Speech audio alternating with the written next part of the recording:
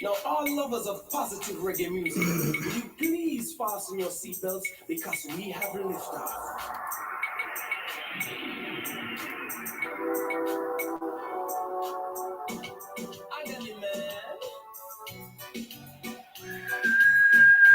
We have liftoff, baby. Here we go. How are you doing? Everybody telling me to. Go, Panta. Everybody telling me to. Well, everybody telling me to. All over America.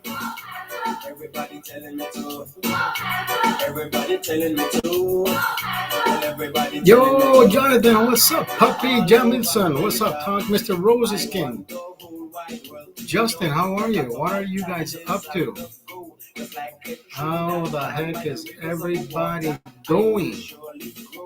Every day I kneel and pray that Jah will guide me on my way. I wanna be good, yes, I want to do right, and I don't wanna go astray. People tell me yes they do.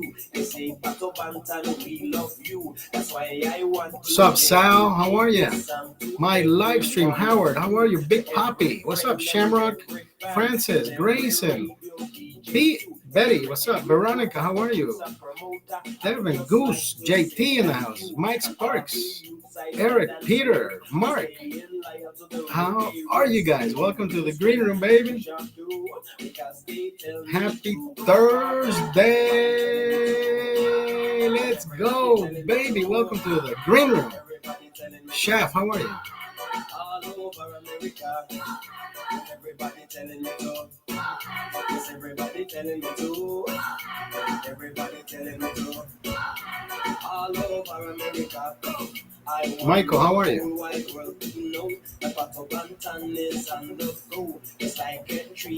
Tucker. I will surely grow.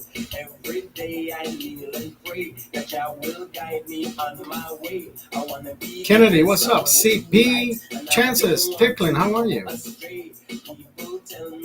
How is everybody doing? Welcome to the green room. Florentino Gutierrez, ¿cómo estamos?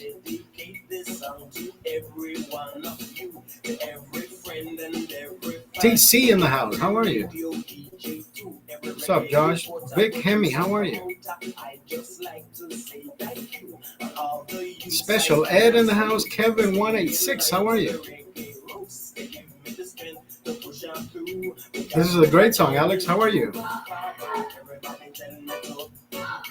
Osvaldo, how are you? Robert. Alex, what are you up to? What are you drinking, Alex? What are you doing with your life? Valley Slugs, how are you? 760, we got Indio in the house. What's up, Greg?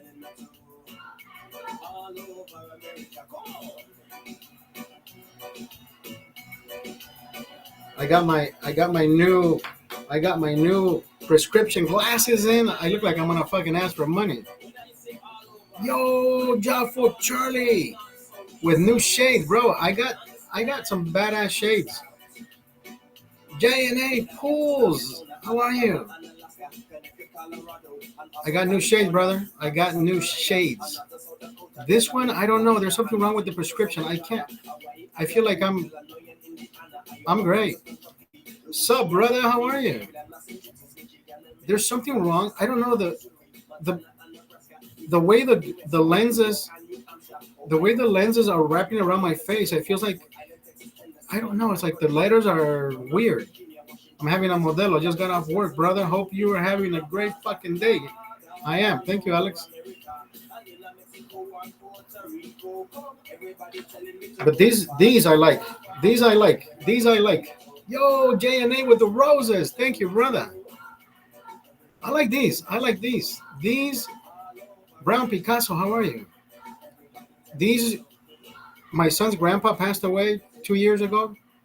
Grandma gave these to me. They had prescription on them. I had the lenses replaced, and these look fucking amazing. I love the way these look. You know, I can wear these and remember my good friend Chico. Oscar's grandpa. These were Oscar's grandpa's glasses. I like these. I love these. I even got new. Where's my other ones?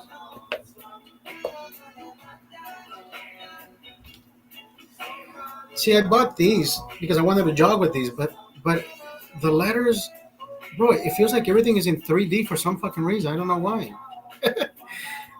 And these are Oakleys. These are Oakleys with prescription. Guinness gang. I almost asked for a Guinness yesterday. You know, I wanted to drink a Guinness last night. Big Daddy Kane in the house, and I said, you know what? Should I ask for a Guinness? What if I don't fucking like it? What if I don't finish it? I don't like leaving beers. You know, like the same way I don't like overeating. You know what I mean? You leave food on the plate. My parents taught me to eat everything. You don't leave anything on the plate. My son's name is Oscar. Yeah, Daniel Martinez, Mr. Martinez in the house. How are you? And of course, these are the traditional. These are the traditional, right? Is my Mr. Martinez in the house? Thank you for the roses. These are the traditional glasses. Ishmael, how are you? Thank you for the follow, bro. Thank you for following the Heineken man. I just came back. Well, I came back from Vegas on Monday morning, straight to work. I had a great freaking weekend. Listen, if you do not go to Vegas and you do not have fun, then might as well fucking stay home. You know what I mean? I had a great fucking time, and I had a great time.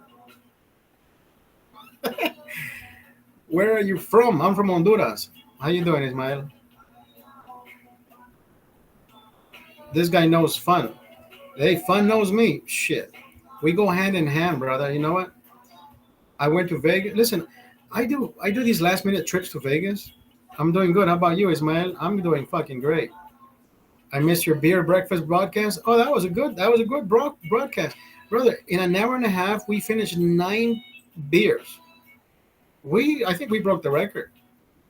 We broke the. I don't even finish 9 beers in an hour here. We may just break the record today. Hey, who knows? We were on a roll. Listen, it is St. Patrick's Day. St. Patrick's Day. I drank like I was fucking Irish. He said, "Yeah, you drink a lot. You live in Vegas?" No, I live in California, but I have a good friend. My brother Robert lives in Vegas, so I go stay with him from time to time. What's my favorite drink besides Heineken? You know, I drank Stella yesterday. If they don't have Heineken, I'll ask for Stella. If they don't have Stella, I'll take Modelo. If they don't have Modelo, I'll ask for a PBR. If they don't have PBR, then I'll take Coors Light. If they don't have Coors Light, might as well fucking stay home because these motherfucking bars who don't have all these fucking beers, they might as well fucking shut the doors, right? If I give you 5 options and you have no fucking 5 options, then close the fucking doors. What is everybody drinking? Jaffo says, I figured Robert was still sleeping. Yeah. Kim. He said, hell yeah. Right? If I'm giving you the top tier beer to the one that people don't even want to drink, I say, oh, who drinks PBR? PBR is a great fucking beer. To anybody who says, oh, PBR, I don't think that's great, bro, then you don't know about beer, right? But then again, you think fucking cup of noodles is the best fucking soup in the world. Yeah, you know what I mean? Some people just, they think cup of noodles is fucking cuisine. Like this is a Chinese soup. I like this. And you still microwave the cup. And you still microwave the water. It says, do not microwave it in the cup. Right? Fucking people don't know how to fucking follow the directions. Scott or not, welcome back. Scott or not. These are the traditional glasses that I like to use. But I found this company. Remember the company that I told you I used? They don't sponsor me, but I will plug them in here because I think it's a remarkable way to. Where's the Tecate, bro? Come on, who fucking drinks Tecate? Do I hate myself? Might as well fucking drink Meta Light. They're both shit. Yeah, don't drink Tecate, bro. Yeah, you gotta love yourself. You gotta love yourself. Don't ever disrespect yourself like that. Yeah, not it. I wouldn't even give the gato to my fucking worst enemy.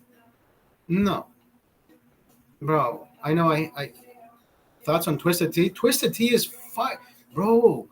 I remember drinking twisted tea, and I said, "What the fuck is it? I can't even. You can't even savor the alcohol in that. That's a scary fucking drink." But I like it. We have had 74 days here in Michigan. 74-degree days. Those are remarkable days, brother. 74 days. It doesn't taste like alcohol, Malcolm. Twisted tea is, bro, be careful. You know they have twisted tea whiskey now? I haven't bought it. I was tempted to purchase it. Maybe tomorrow, which is Friday. I drink I drink beer during the week. I can't fucking mix shit. I don't want to wake up like a dragon's breath going to work. I mean, it wouldn't be the first time, but not on a Wednesday, not on a fucking Thursday. I'd rather wake up on a Friday. I tried it. It tastes good. It tastes like twisted tea. Really. I want to try it. I want to try it. I want to try it. So I paid this company. I think I paid them $176 just to replace the lenses with my prescription. That's a great fucking price, if you ask me. And I still kept the Ray-Bans. That's a great fucking deal. Lensable. Oh wait, hold on. I gotta do this. I always forget to do this. There we go. Now you can read everything.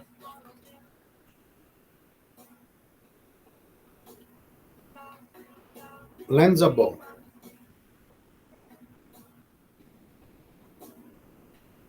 Great company, bro. Great company. You go on their website. You can even do your well. You don't do your eye. Well, actually, you do. You point your iPhone through your lenses onto your onto your laptop, and it reads your prescription. And it's the most remarkable thing that I've ever done. Just to get glasses without going to the optician, to the ophthalmologist. It's crazy. It's a fucking amazing. What's up, Roddy? Roddy Sanchez. Would you chug a Heineken 40, bro? I can chug listen, Scott or not. I can chug a 40 ouncer in less than 5 seconds. I will bet you $50 that I can finish it in less than 5 seconds. I've done it. I've done it before. I mean, come on, you've seen me chug. You've seen me chug the bottle in less than 2 seconds. Have you not seen that one? If you go on my TikTok, on one of my videos, you'll see that I can chug one of those bottle beers in less than 3 seconds. So yeah, I've done a 40. Hey Dylan, ¿cómo estás? Simba, loco, ¿cómo estamos? Dylan, ¿qué haces? ¿Qué dices? ¿Qué dije la vida? ¿Qué dije la vida?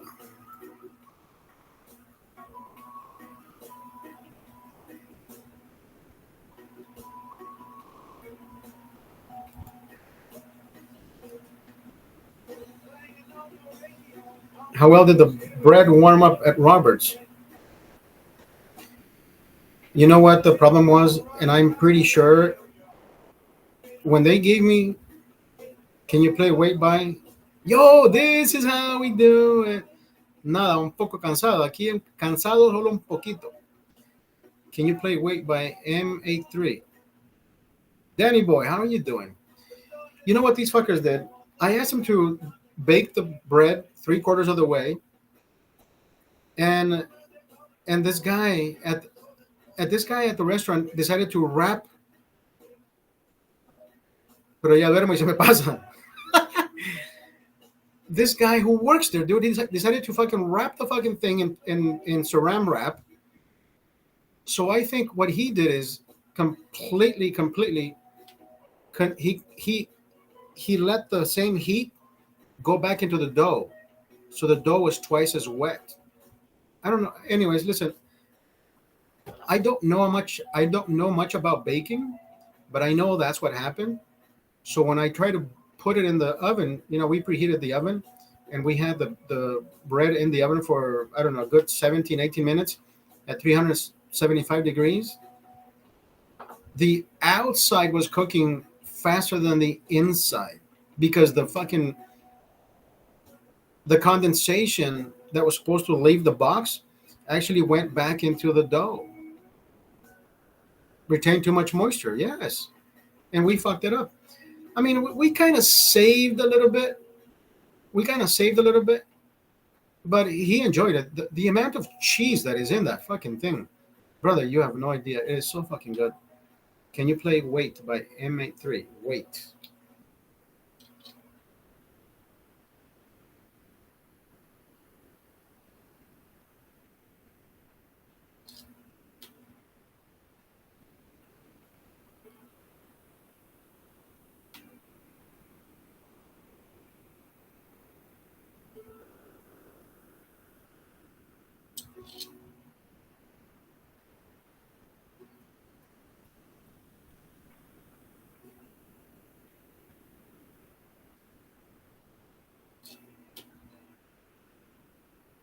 Live age restricted. Live visibility restricted for 10 minutes.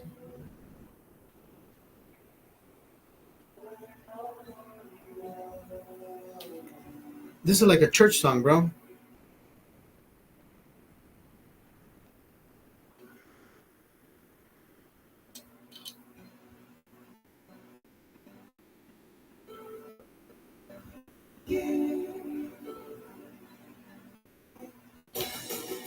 All right. Sorry, bro. Sorry, brother. If it was later and I was already drunk and I was already on my way out, then yeah, I would have fucking totally left. But I've been here only 17 minutes and we can't bring down the house. We got to bring it back up.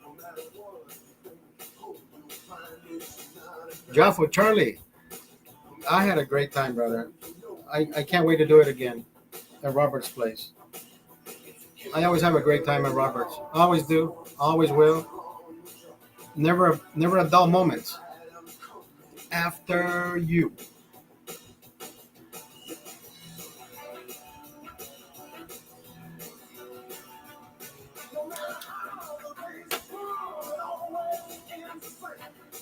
There's something wrong with these fucking letters. Actually, you know what?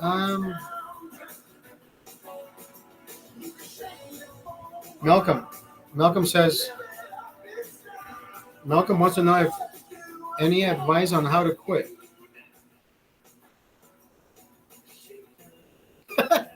I wasn't talking to Charlie this time. Actually, Charlie wasn't talking to me. Shit. Malcolm, what do you want to quit, though? You want to quit a job? Do you want to quit a bad habit? What do you want to do?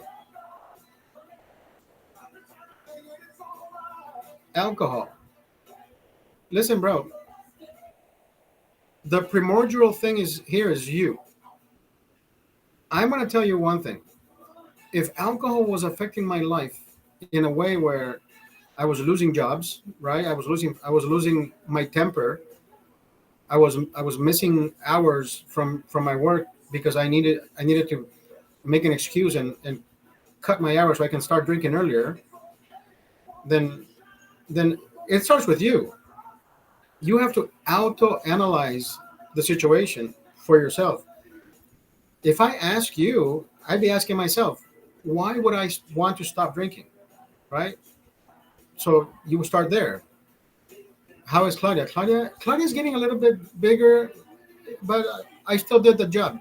I still did the job. I'm not a quitter.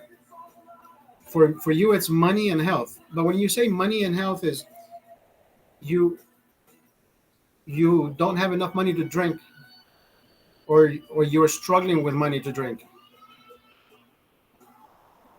Listen, brother. Pregunta esta patrocinado. Pregunta, ¿estás patrocinado con esa bebida? No.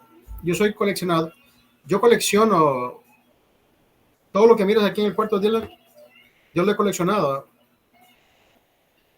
Yeah, I know we're all getting a little bigger, but I at least I try to go to the streets and and shed a few pounds. Imagine how much fatter I would be if I didn't jog. But listen, Malcolm, in all honesty, bro, it has to start with you. Are you struggling with alcohol? Right? I'm gonna tell you this much. When I drink with you guys, that's all I drink. I don't go to my living room and start pounding again because I need to keep drinking, right? If you're drinking to forget problems, problems are still gonna be there. If you're drinking to forget,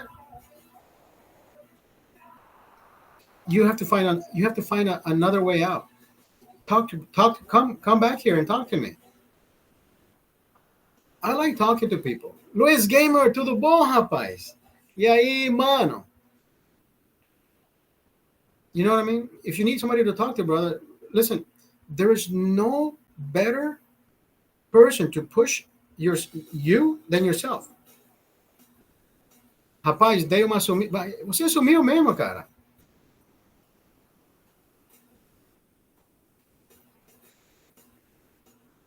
Yeah, Malcolm, you have to start with yourself, brother. You have to analyze yourself. It's like smoking. I quit smoking 14 years ago, but because I knew the smoking does more damage to me than alcohol does, right? I I've been jogging for 21 years. I don't look like a fucking jogger.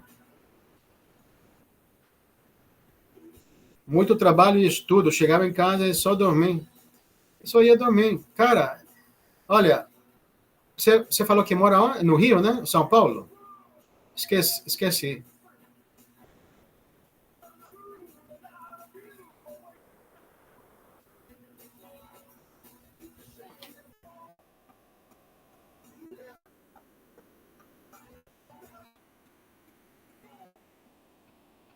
Mato Grosso do Sul, é isso mesmo.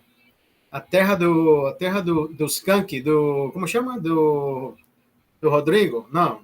É, Rodrigo Barbosa, é isso mesmo, né?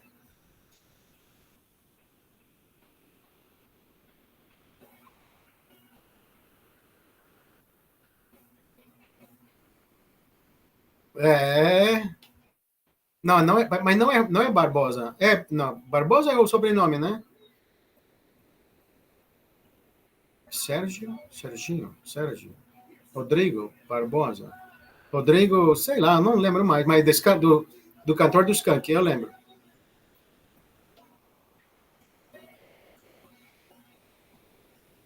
Malcolm, you still here, right? Yeah.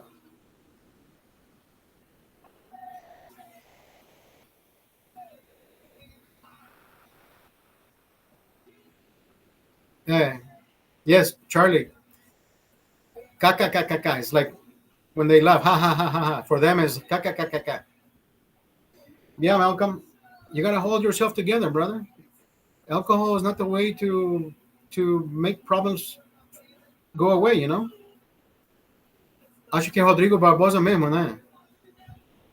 Yeah, brother, if you're having problems with life, if you're having problems with jobs, with family, with friends, yeah, don't drink. That's the wrong way to deal with problems. You're supposed to go out with friends, drink, have a good time. It starts from there, you know what I mean?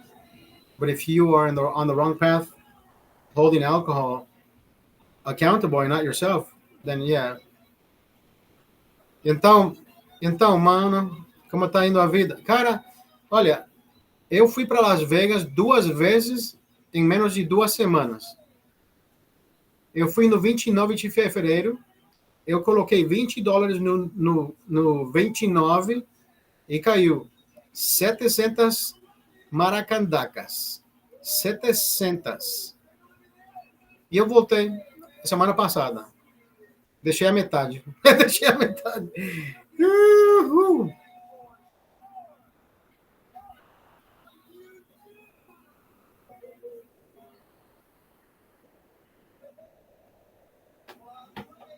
I don't know about you, bro, but I'm fucking thirsty.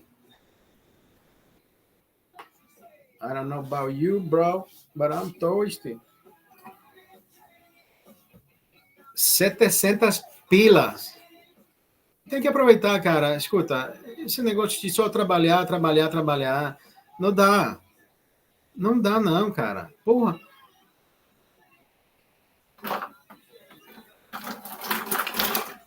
Olha, eu sei que também eu não dou calote, sabe? Going out for dinner tonight? No, I had some chicken today.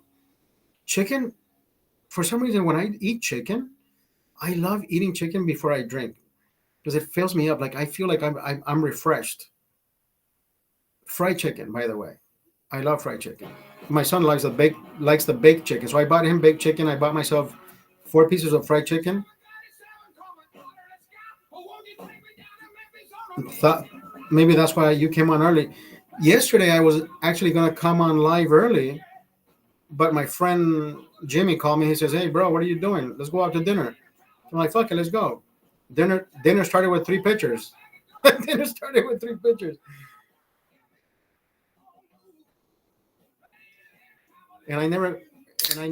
Well, I wasn't driving, so it is what it is. We had fun. We had dinner. We had more fun. We had more fun, and we had more fun.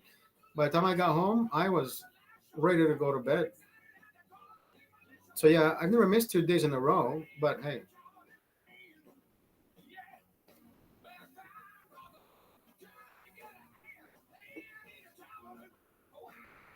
ontem eu saí para tomar uma, cara. Saí para jantar. E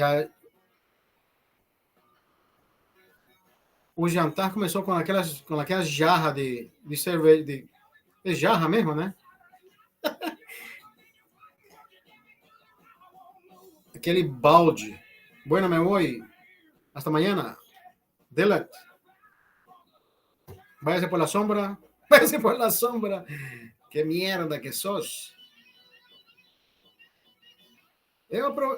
Cara, Luiz, vou te falar uma coisa, cara. Eu sempre vou aproveitar. E muito. Quando eu morrer, cara, ninguém pode dizer esse cara não aproveitou nada, não. Cara foi muito fraco, foi. Não, cara, é de outro jeito. Cara, como que ele aproveitava tanto? Como que aproveitava tanto? Olha, com 5 contos, eu já faço uma festa. Imagina com 1.000. Cara, já for Charlie, but this is Portuguese actually. This is Portuguese actually. So you may just pick up some. Well, right now, Dylan speaks Spanish. Luis Gamer speaks Portuguese. You speak English. This is a trilingual fucking platform. Bro, I gotta start learning fucking speak Chinese. Next is French. Comment allez-vous? Je m'appelle Oscar. Bro, I got this. Intrepids. I haven't seen you in a while.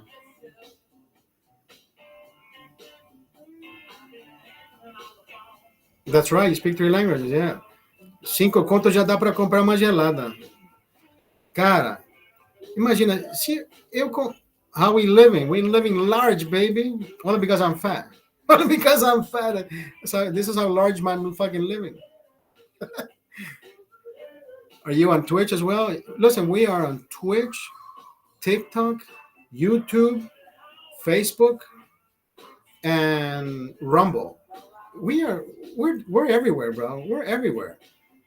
I think your grandma's watching me right now. I think your grandma's. Who is this cute little man? Where else you live right now?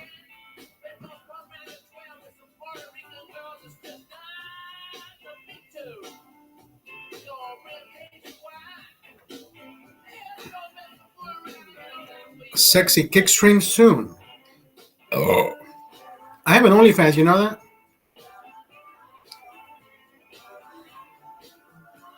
Because I hear you talking to another chat. Yeah, I'm reading. See, when I go live on Rumble, Rumble allows me to stream simultaneously on 3 different platforms, and I don't have to switch screens Long John Silver's. I don't have to change screens to read the messages. I can read both. I can read all three platform messages on the same screen. So ever since I found Rumble, Rumble is fucking amazing. I used to use OBS. I was using OBS, and actually, you know what? OBS actually allows you to do the same thing, but OBS is a little bit more of a studio format, like a studio format screen. It has different audios and different. It's a different story. But when I go live on Rumble, I think I like this better because all three live chats are scrolling just the same way TikTok does, and I appreciate that because it keeps you more into right. I can talk to everybody at the same time. Okay.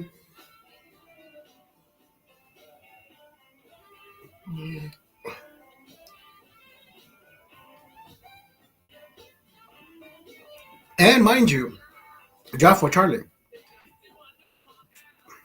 Saturday I went to sleep like around 3:30. Well, I slept on the fucking chair. I fell asleep on the chair. It was 3:30 when I fell asleep on the chair. I knocked the fuck out. I think Robert woke me up like around 4. I went to bed at 4. Literally, I was on the bed at 4, and I was up already by 9:30. And 10 o'clock, I was having my first beer. It was 10 o'clock on the dot when I fucking popped open that beer. I said, "Hey, good morning, welcome to Las Vegas, baby." What do I do? What do I do? All right, pop the bottle, and twist the cap, and that's what I did, brother. And I started having fun. I have fun, Joffo. You have no idea. I have fun talking to people, even if I talk to myself. You know what I mean? But no, I had 11 people, which I rarely. I don't even have any more followers on Heckle anymore. I don't know. Heckle has me. Heckle has me on the fence, brother. Heckle is a little bit. People do their streamings for the wrong fucking reasons. I don't. I don't want to hear your life's problems, right? People just come on and say, "I'm having a bad day," and it's like, what? Everybody is having a bad day. You got to make the best of it. Do the opposite. Come live and tell me how you made your day better. Make somebody else understand that we all have bad days, but we can do better. Everybody seems to fucking right. Everybody wants to have that pat on the back. I'm sick and tired of that fucking sit. I have empathy. Don't get me wrong. I don't have my heart. Right. It bleeds the same way yours does. But it's too much fucking drama. That whole fucking, you know what I mean? Hey, ¿cómo estás? The whole fucking thing that people come on and they want attention and all that. No, I think they do it for the wrong. They're doing it completely wrong.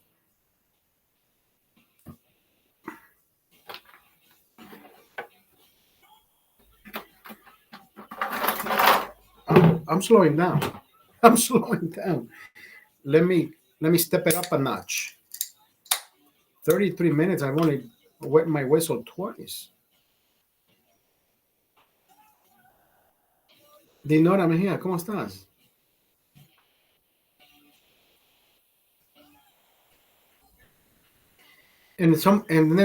And then somebody goes live and they talk shit about another person, and they talk shit about another person. Everybody talks shit about everybody. You know what? The whole drama shit. I'm over that. I don't. Right? It's childish. Childish. That's all it is. Childish.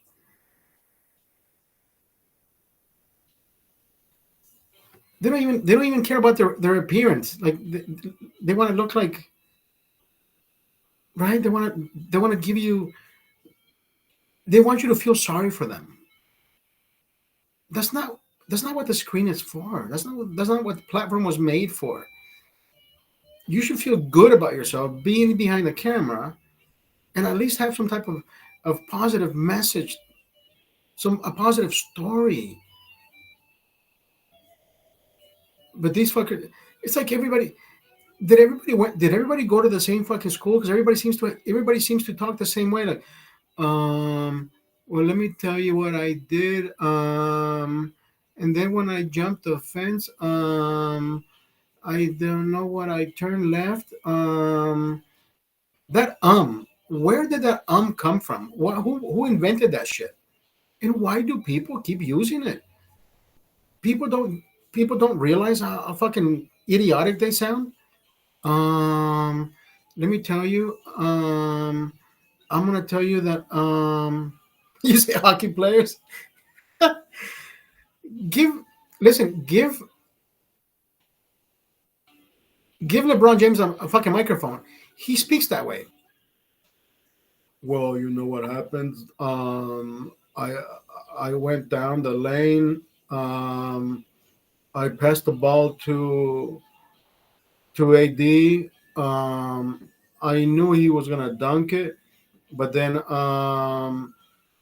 like he hook shot, and well, you saw what I did. I dunked it. Yeah, I don't. Why the fuck do they sound like that, bro?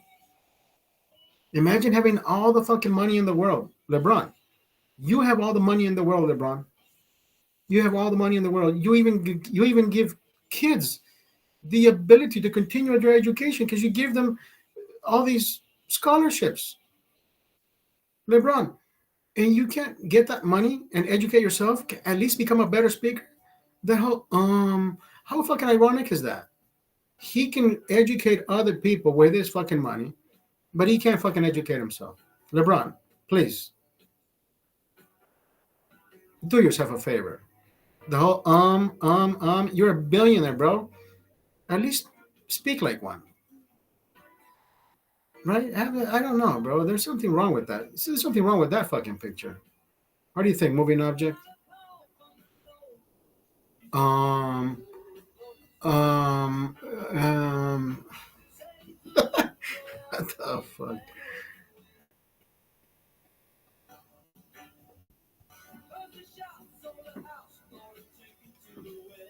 Oh yeah, I'm thirsty, bro.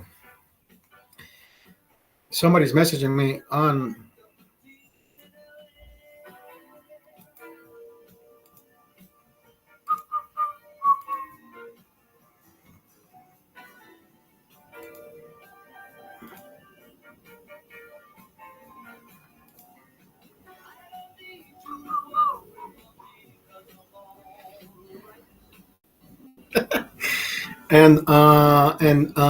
Yeah, it's like, dude, why though? I never understood that. Biz coach, how are you? And it happens every fucking where. It doesn't matter where you are. Well, to be honest, even my son uses that shit. You know what the other one? You know the other one that ticks me off? It's a fucking pet peeve that pisses me off. What doesn't piss me off more than um the one pet peeve that does get under my fucking skin? No, but see, he picks it up from everybody else because everybody else does this. You talk to someone and they're fucking picking their nose and they say, "What happened? What happened?" Well, you know what happened. You weren't fucking listening. That's what fucking happened. What happened? You weren't fucking paying attention. You were being a fucking dick. Get off your fucking phone. That's what happened. That's what I would love to respond like that. You know what I mean? I would love to respond like that. You know what happened? Your fucking ears are clogged up. That's what fucking happened. You're a dick. That's what happened. But I can't listen. The smart way to say what happened is, excuse me, I didn't hear what you said. Can you repeat that? Or you say, huh? At least, huh, is better than what happened? What do you mean, what happened? What do you mean, what happened? You didn't fucking listen to what I was saying. That's what happened. The best way to say is, I'm sorry, I wasn't paying attention. Can you repeat that? That sounds that sounds more respectful than what happened. It's like um um what you say? I don't know, bro. I don't know that this whole world of imitation. Everybody seems to be fucking plagiarizing everybody else. Nobody wants to take accountability for their actions. What happened? What happened? What happened? No, that what happened needs to fucking go. What do you say? What? I vote yes. It needs to go. But then again, who else is voting? Just me. Who else is voting? There's nobody else to vote.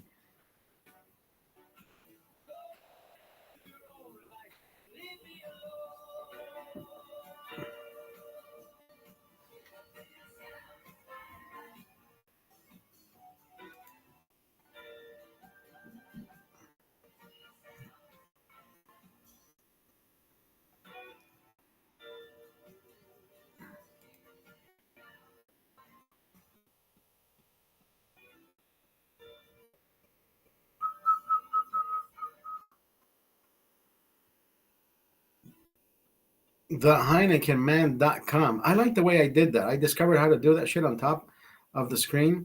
I think that looks pretty decent.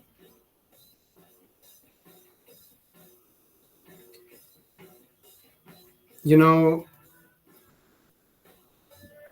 I'm going to tell you one thing, Joffo.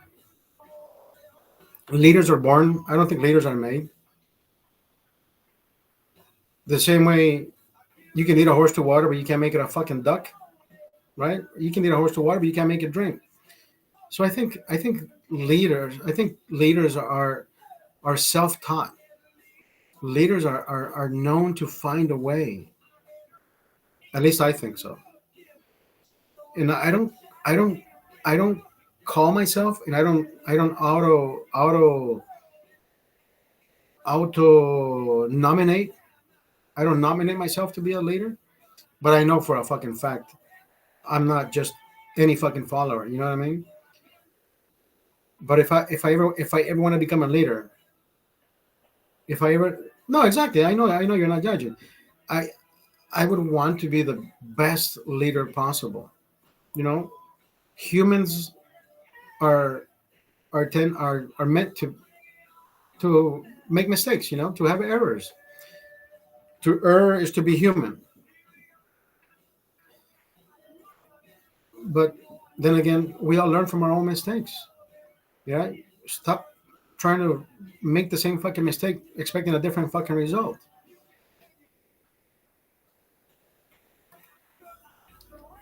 That's another. Yeah, that's how we learn. That's a different. What is the word? That's a different approach. That's a different platform, different message for another day. I guess you know a little bit more in depth. I mean, sometimes we become poetic. Sometimes in our conversations in our lives. Excuse me. The way we should be. The way it should be.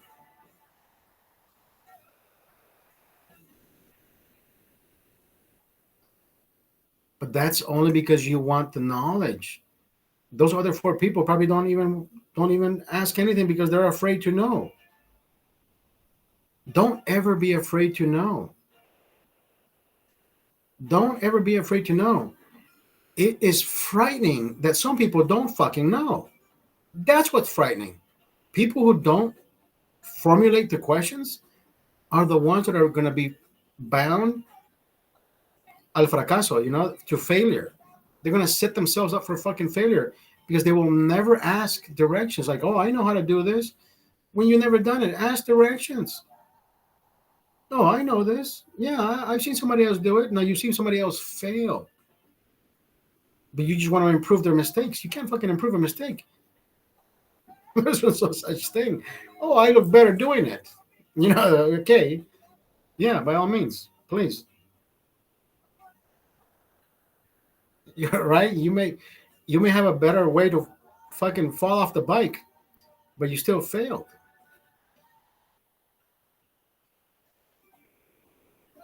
We'll say goodbye to Facebook. Hasta la vista, baby. All right, Facebook is down. We are only live on TikTok. We are live on Twitch and YouTube and Rumble. Yeah, we did 45 minutes on Facebook. That was not bad. We did good.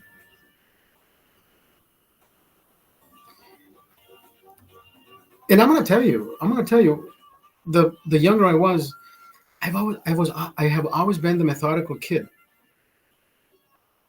Let's do shit differently. Why do we have to follow the same fucking procedures? And I only found this out, and I think I've always used this. Well, I've tried to use the same example most of the times. When I had a peer arrive from El Salvador, I think it was probably El Salvador or Guatemala. I forget which country he came. I think it was El Salvador. I was in sixth grade. He was supposed to be in fifth grade. They bumped him a grade because they gave him a math test, and this guy fucking excelled. Like he was advanced. They said, you know what, we're gonna put you in this grade, but you have to have ESL classes. English is a second language.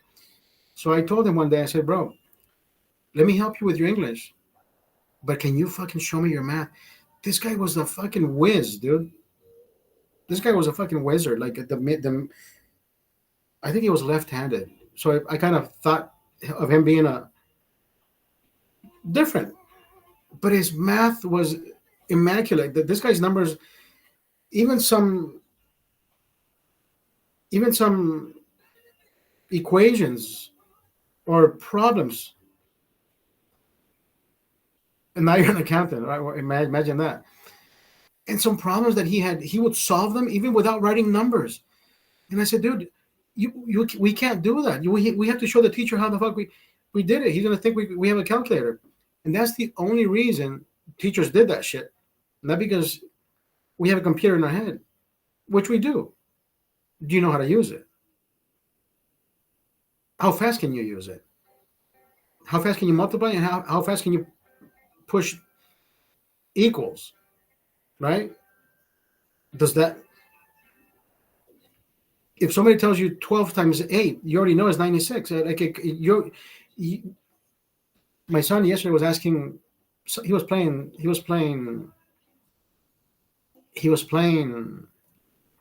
What was he playing? He was playing online with his friends. I was walking to the bathroom, and I heard him say, "What is 16 times 3?" And it was something even much simpler. I think it was 60. What the fuck was it? Because I remember, yeah, 60. I think he has what, 64 times 3, and I know. Listen, in 2 seconds, 3 times 6, 18, right? 180. 3 times 4 is 12. 192. So I don't know. My brain just fucking works. Right, exactly. Some people can just fucking do math like. So 18 and 12, that's 192. But listen, it was like fucking lightning, right? I was just walking next to him, and he was asking his buddies, yeah, 184 times, no, 64 times 3. 6, 3, 18, right? 3 times 4 is 12. 180 and 12, 190. But I just did it. I just did it in my fucking head, like. Even I started myself like, dude, that was fucking quick. That was pretty good. So, anyways, so this kid, right, fifth, bump to sixth. Then we moved on to seventh grade. My math teacher was Mr. Rush. I remember this guy. He had the right, Mr. Rush, same as the band, right? He had the posters for Rush all over his fucking walls. And one day, I raised my hand. I said, Mr. Rush, Do you know there's a better way to solve that? And he looked at me. He says, wait, what? I said, well, it's not a better way. I said, it's an easier way to solve that problem. And he looked at the class. He says, who believes that? And everybody just looked at me like, what the fuck is this little kid, right? And he says, oh, so you think you know more than I do? I said, no. I said, you're the teacher. I know that I can solve that in a different approach, like you said, or a different approach, using a different measure. And he says, the chalk is all yours. Make me proud. That's all he said. Make me proud. And so here I am. I I didn't even take 20 seconds. And listen, I don't know the problem. All I know is I know what I said. And the guy's jaw just fucking dropped. And then I put the chalk back on the board and I walked back to my desk. And he says, so he looked back to my peers. He says, do you guys think that's easier and faster? Everybody lifted their fucking hand like, oh shit, we understand this. Yes, teacher, that makes sense. And every time it was mathematics, arithmetics, as they like to call it, he would always try to stump me with a fucking different number, equation, problem, whatever the fuck he wanted to put on the board. Oscar, how about this one? Do you know how to solve this? I said, it's numbers. It's numbers, professor. I said, Mr. Rush, it's numbers. You can't stump me with numbers. If you know how numbers work, you can't ever stump anybody that knows how to fucking work with numbers. You won't stump anybody. You just make him faster and quicker, right? Think fast. The square roots, the prime numbers, all that shit. I just don't know how to. I just don't know how to speak like a math teacher. You know how they say prime numbers and numerals and digits and whatever, for fuck, decimals and hundreds and tenths. I don't know how to use that lingo, but I know how to, right? 10% of 100, 35% of whatever the fuck. Your brain knows how to fucking work with that. I know how to work in my fucking head. Sometimes you try to fucking do it on the calculator, you're like, I don't know how to put it into an equation, but I know how to. Okay, here it is. Right? Yeah, your brain is exactly how you train it with everything. The way you talk, the way you walk, the way you move, the way you enunciate, right? Hey, fuck you, man. Right? Yeah, everything is. We're creatures of habit, and I love that part. I think I love that part more than anything else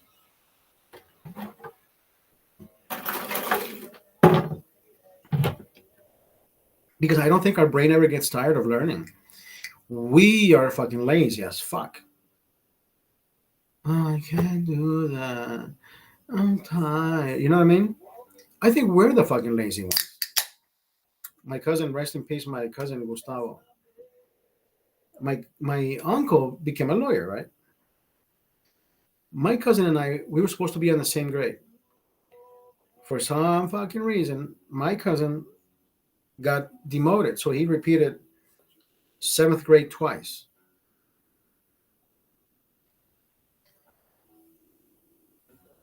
But his father always gave him the fucking benefit of the doubt because he says, "Hey, my son takes after me. I also have a weak brain." And I'm like, "What the fuck does that even have to do with anything? Your son is not a photocopy of who you are. It's the better version of who you want to become, right? Your kid came in with zero memory. Everything that gets punched in there needs to be worked with. I can't I can't pass my intelligence to my kid, or even my stupidity for that matter, right? But for some people think that way. It's like, oh, everything gets transferred. And idioms, the way we act, the way we talk, the way we say things, only get plagiarized at home. You see how I told you my kid says, what happened? It's because he hears other kids say the same fucking thing. He didn't fucking learn it from me, right?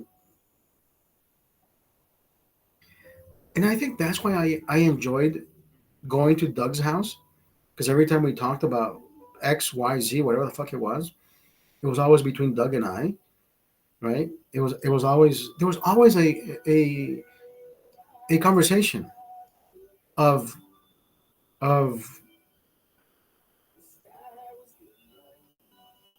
of in depth information. Whatever it was, it could be sports, it could be this, it could be whatever. But it was never about, hey dog, you know what, fool? Let me tell you this, bitch. You know what I mean? We don't talk like that. Imagine that. There's some kids who have, you know what? My son used to have that the ear for music. Some kids can just sit down as you start ding ding dun dun dun ding dun ding ding ding ding, and they have the whole thing in their head and they know how to read the music. You know how I can read music? The only way I can read music, when it says music, music. That's the only music I can fucking read. Give me a chart with F flats and G whatever. I can't fucking read notes. I don't know how to read music. Unless it says music, then I can read music. Emiliana, how are you? Other than that, bro, I'm like, I know people who have never gone to fucking guitar class, and they know how to play. Like, who the fuck are you? You know what I mean?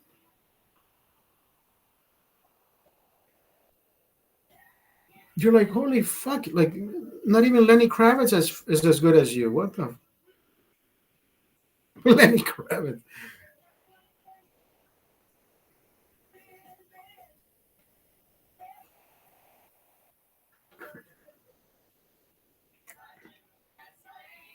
I was thinking of Jimi Hendrix. Slow down, Jimi Hendrix. What the fuck? Or the messages from heaven. How are you? Happy Thursday. Good to see you. Thank you for stopping by.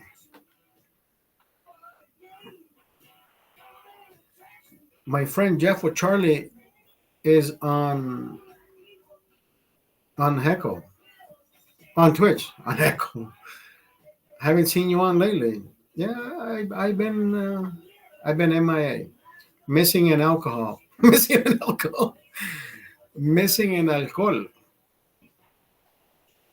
I was on Saturday. I was on. No, I wasn't. I wasn't on TikTok jail. Well, I actually was the week prior, but I still have my other TikTok. My other TikTok is TheHeinekenMan, digit two at the end, the number two at the end.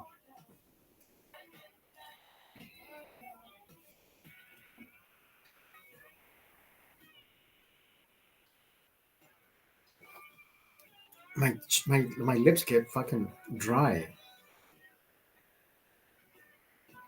and my skin wants to.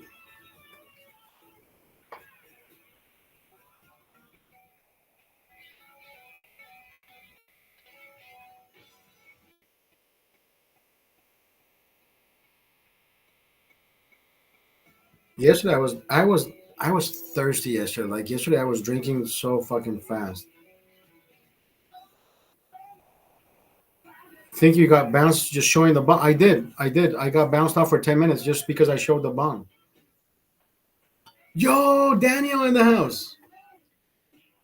McGregor, baby. Hey, are you gonna watch that movie, bro? That movie looks fucking amazing.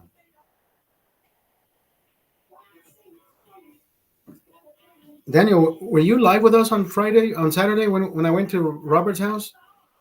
Remember I showed that big fucking bong? Oh, you're watching it. You have it on the stick? It's already on the stick?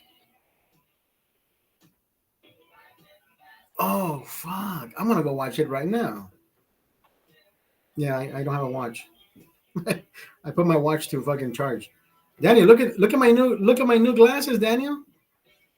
Lensable. Daniel, this is the company I'm telling you about. Look, bro. Lensable. Look, I got. Remember, I told you these are. Whatever happened to the Elon Zuckerberg fight? Exactly, fucking bunch of pussies.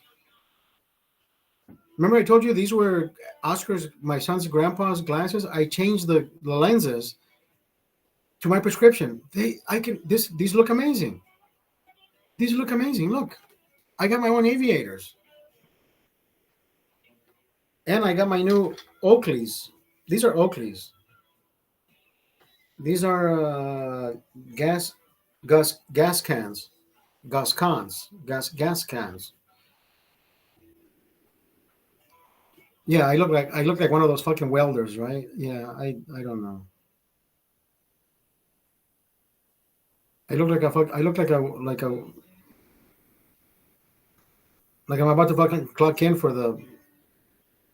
He said nah.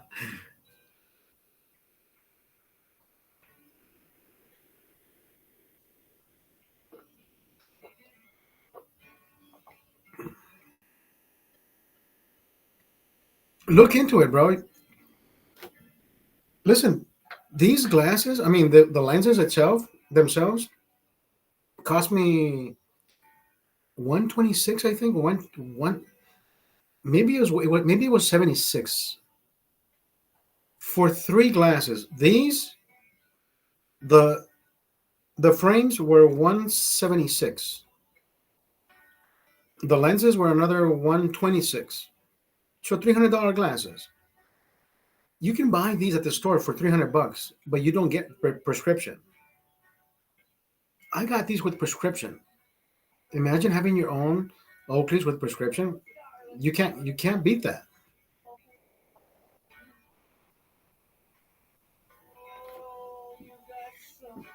So I have now I have three glasses to broadcast with. I think I like these. I think I like these. And see the lens, green lens.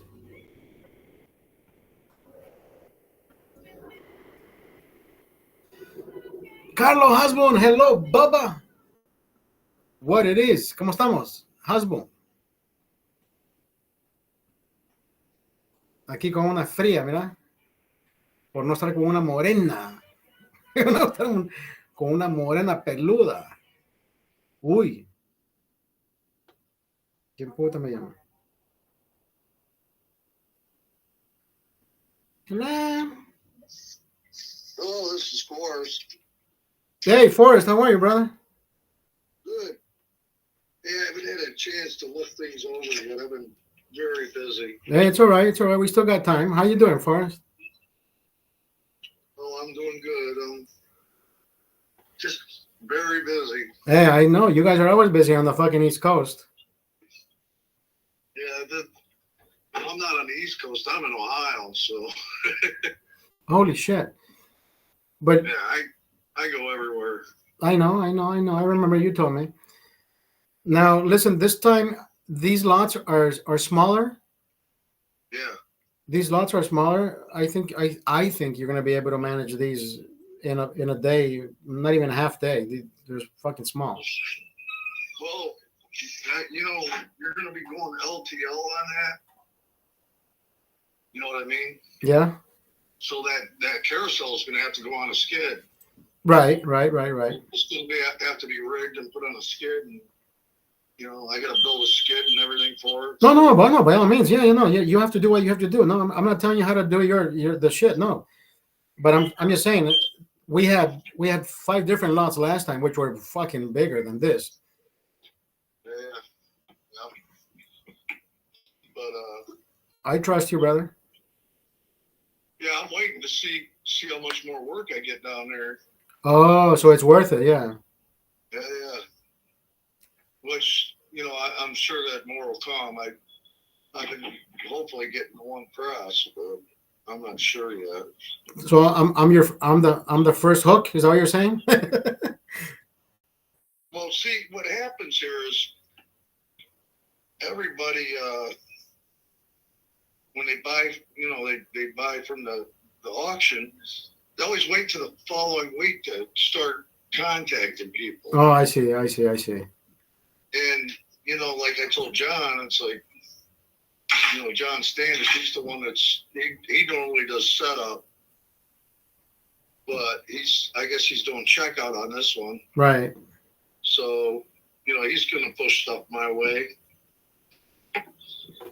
So, I'll be back down there by mid next week. Start getting stuff done. Right. I mean, we don't. According to the website, we don't start to move shit from the 25th. Is that right? I mean, that's what the website says for us. For whoever's bidding. Oh, yeah. I think he wants to be out of the building by the 6th. Yeah, that's what it says. The shit has to be out by the 5th. Yeah, but if there's an issue, it's all good. I deal with these guys all the time. So. Yeah. But last time when I was there, remember when I was up in Waldorf, this guy tried to fucking squeeze a penny out of me, a pretty penny. I said, no, bro, I'm not. I don't fucking play that game. Is that right? Yeah, I mean, it wasn't Tremblay. It was the other guy, the warehouse guy.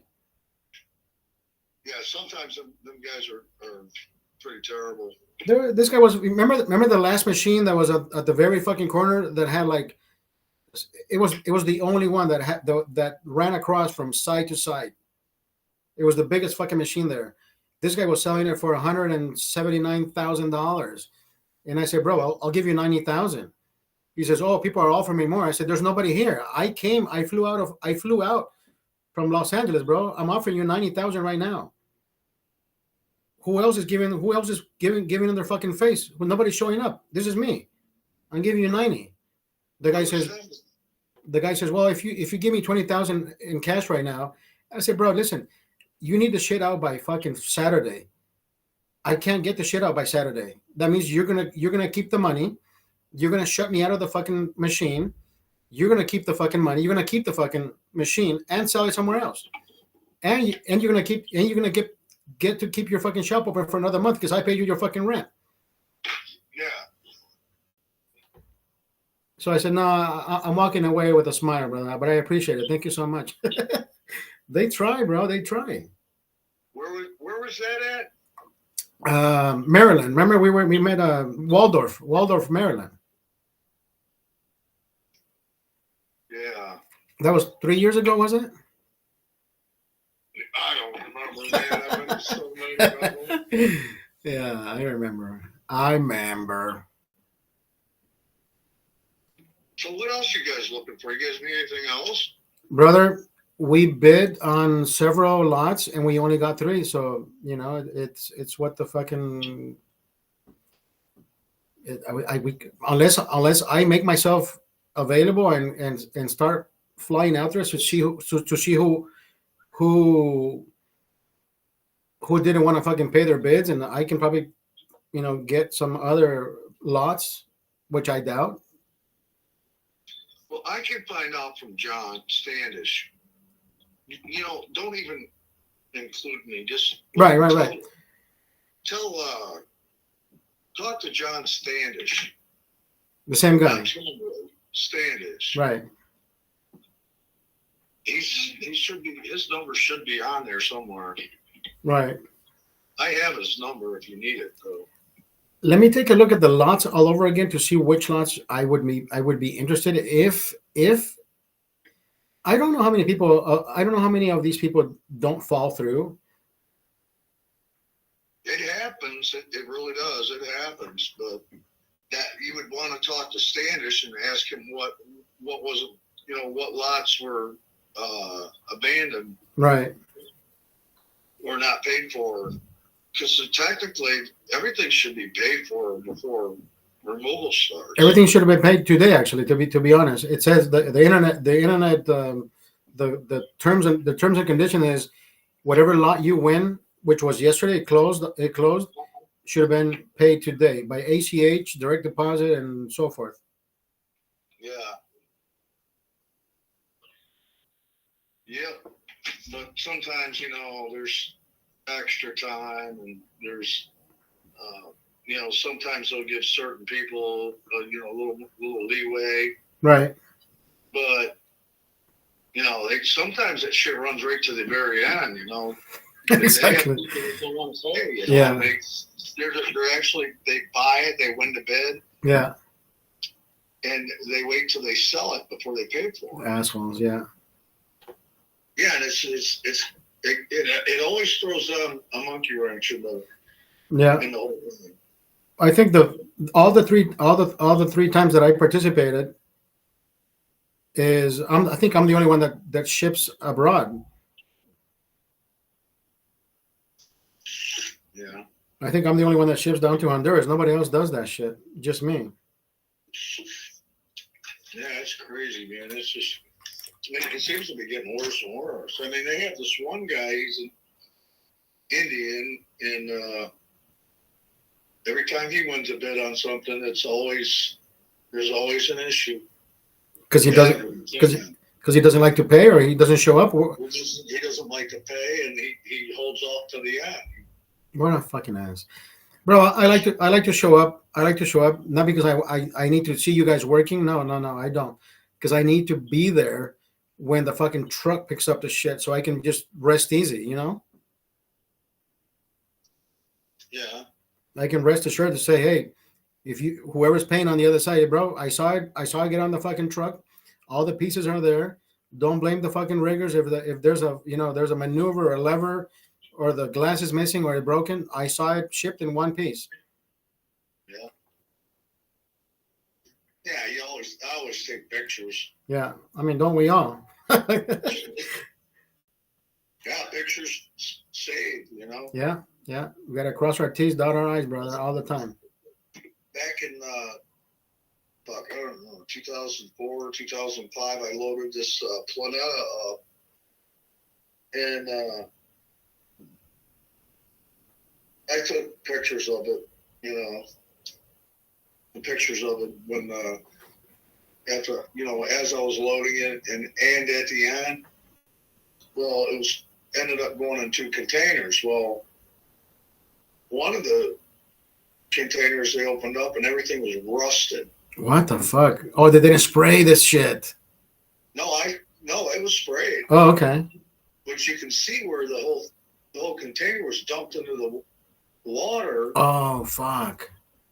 You can see the water line all the way around, about, I don't know, 3/4 of the way up. Fuck. And they're calling me wanting my insurance and shit, and I says, that ain't going on my insurance. That wasn't me. Exactly. That's going on the containers, the shipping.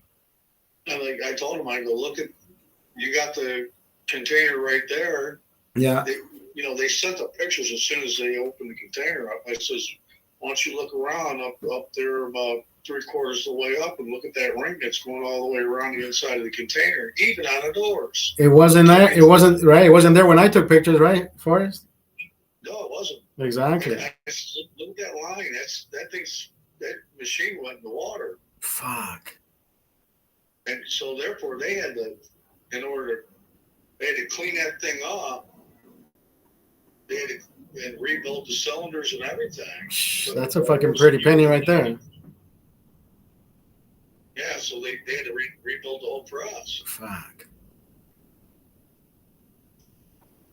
luckily that one only had the guards and the units and stuff like that, and the other one had the delivery and the feeder and the console and all that stuff in it. And that one didn't get hurt. Yeah, you guys, last time I was there, brother, you guys made that fucking miracle happen. You fit everything in a fucking 40, what was it, 42 foot, 42 footer, 40 footer? Yeah, that was a 40. That was like Tetris, brother. You guys did that. I don't know how you guys did it, but you fit every fucking piece in there. Nice, Yeah, nicely those done. containers get expensive, and I've been doing this since the 90s, so. Nicely done, bro. That's where I met John. His shop closed up. Oh, really? And he was doing some removals there for one of his buddies or whatever. And I went in there and I was watching him load this. It was a reaper, the ones that haul the food. And shit. Right. What I think that's when I met you. No, I met you. When the fuck was it? I met you, New York. I met you. That fucking cold place. You gave me a ride down to the bar. What the fuck is it called? Winter? No. Yeah. I've never seen so much fucking snow in my life. White, cold as. What is it called? Shit. Buffalo? No. Rochester? No. A little bit north. Huh. I have it in my. Albany? No, I have it in my Rolodex of cities. I can't fucking pick it out right now. Hell, I don't remember. I do. No, you said north. Or Wilkes-Barre? Queensbury. The little city was Queensbury, but of course the airport has a different fucking name. From the airport, I relocated myself from the airport down to Queensbury. That's where the little fucking shop was at. Oh. What the fuck is that airport called? What year was that? But anyways, yeah, that's when I first. Maybe that was no, yeah, that was when I think we've met 3 times already. I think we've done this 3 times. What year was that? You remember? Fudge. 2000 and fuck, I don't know. My son must have been 5, 6 years old. 2015.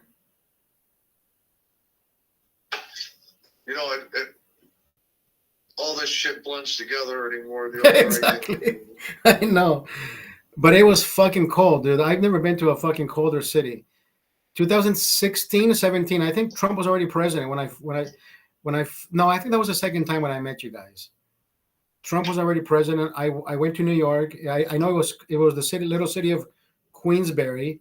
And then the third time I met you was you guys were doing the Baltimore job, which I went to which was 2 years ago or 3 years ago.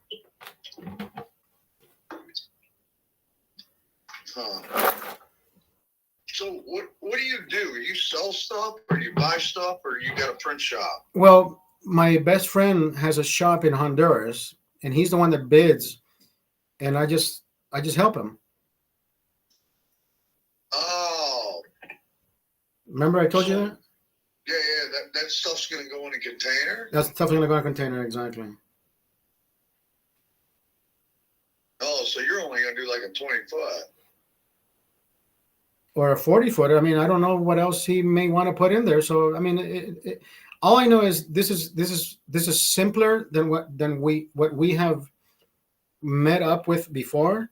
Because I get it. Because the last 2 times I think you were the mastermind behind the whole how to fit everything into a 40-footer. Because even Tremblay showed me, like, dude, I don't think I can fucking do this. Yeah, that's me popping open a fucking beer. Yeah, there's a, I don't know. This one is a, But is a much. This one is a much. would that guy be interested in a press? Wait, you got one? I did. Send me the info. Send me the info. I send me whatever info you got, Forrest, and I will forward it to the people who are interested in buying anything lithographic, that that will work in a press. He'll take anything. Does he do cutter stuff? I got lip tables, and I have a. I don't know if he'd be interested in an oven. I have an oven over there, and No, I don't. No, we don't do. I don't think he does ovens. No, everything is. No, it's an oven like for like a laminator and stuff. It's a small. I forget what the hell they call it. But I think I know which one. The one that seals the paint. The one that dries off the royalty cards. yeah, I'll send it all to you. Yeah. And I got a bunch of them big format roll cards that they're very expensive. Oh, the paper. What's that? The paper? You got paper rolls? No, I don't have any of that. Shit, that's expensive. Yeah, send me whatever you have. If we can fit, if he's interested in whatever you have, and he can order a 40-footer and load whatever you have available. My stuff's in Cleveland though. Oh shit. So we'd have to either, do something. But I'll get all that shit tomorrow. Okay. I'll get it all over to you. The press is actually in Canada, but it'll be like sold, loaded into a container. Whoever buys its container. Okay, that's fine. Now, let's treat everything as a different port of destination. That way, that's why I think it becomes cheaper to transport rather than transport X, Y to Z. You know what I mean? If you transport. Oh yeah. So let's do everything that you have let's do just one point of origin to destination, and nothing else in between. Okay. That way, logistically, it works better for anybody's pocket rather than transporting everything and to get everything together in one container. Yeah. So just send me everything you have. You have my email. You have his email, and just show us whatever you got. Dimensions. What was? I don't know if I didn't get an email from you. I sent you an email to your Hannah's. That payments one at AOL. Yeah. I didn't. Check your junk mail. Maybe I'm just junk. Maybe I'm just junk. No, I've been checking that too because I got a couple of emails so far. Really? Fuck! I sent you that yesterday, bro. Hold on. Let me double check. I sent it to F Hanas NNAHS 1 at AOL. Yeah, I didn't see it. F Hanas. Yeah, I sent you that.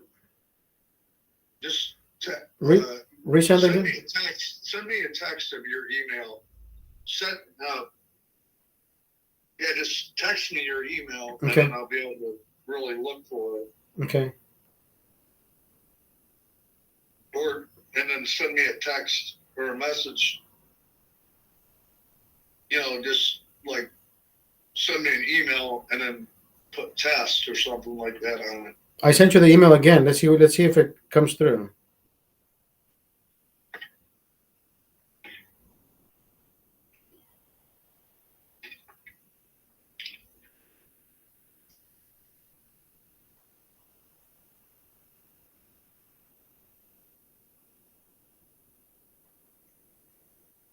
Yeah, it was sent yesterday. I just got it. It was in my junk mail. Okay. Well, you must have you probably getting the second one right now. I just got it, but it wasn't in my junk mail. That's crazy. Yeah, that's me. So yeah, Forrest, I'm glad to work with you again, brother.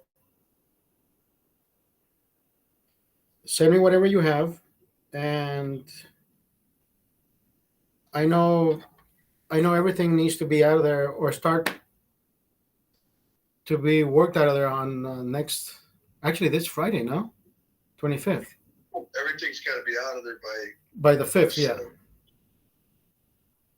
Yeah, we'll get it done. All right.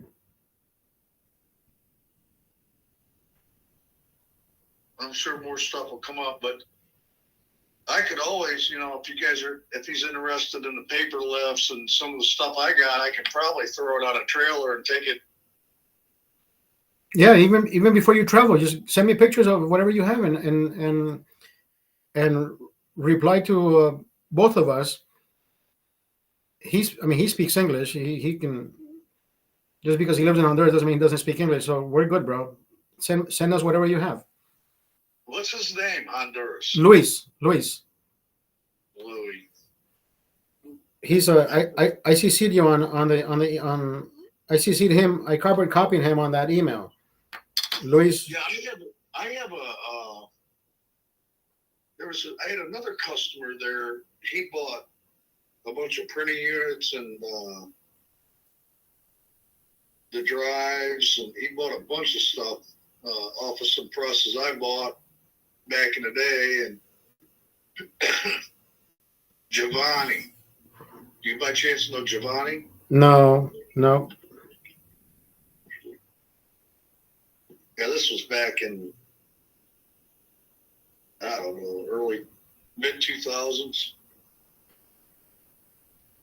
You may have mentioned them when I first met you. Queens, New York. Queens. No, it wasn't Queens, New York. It was fucking. I'm still trying to remember the fucking city.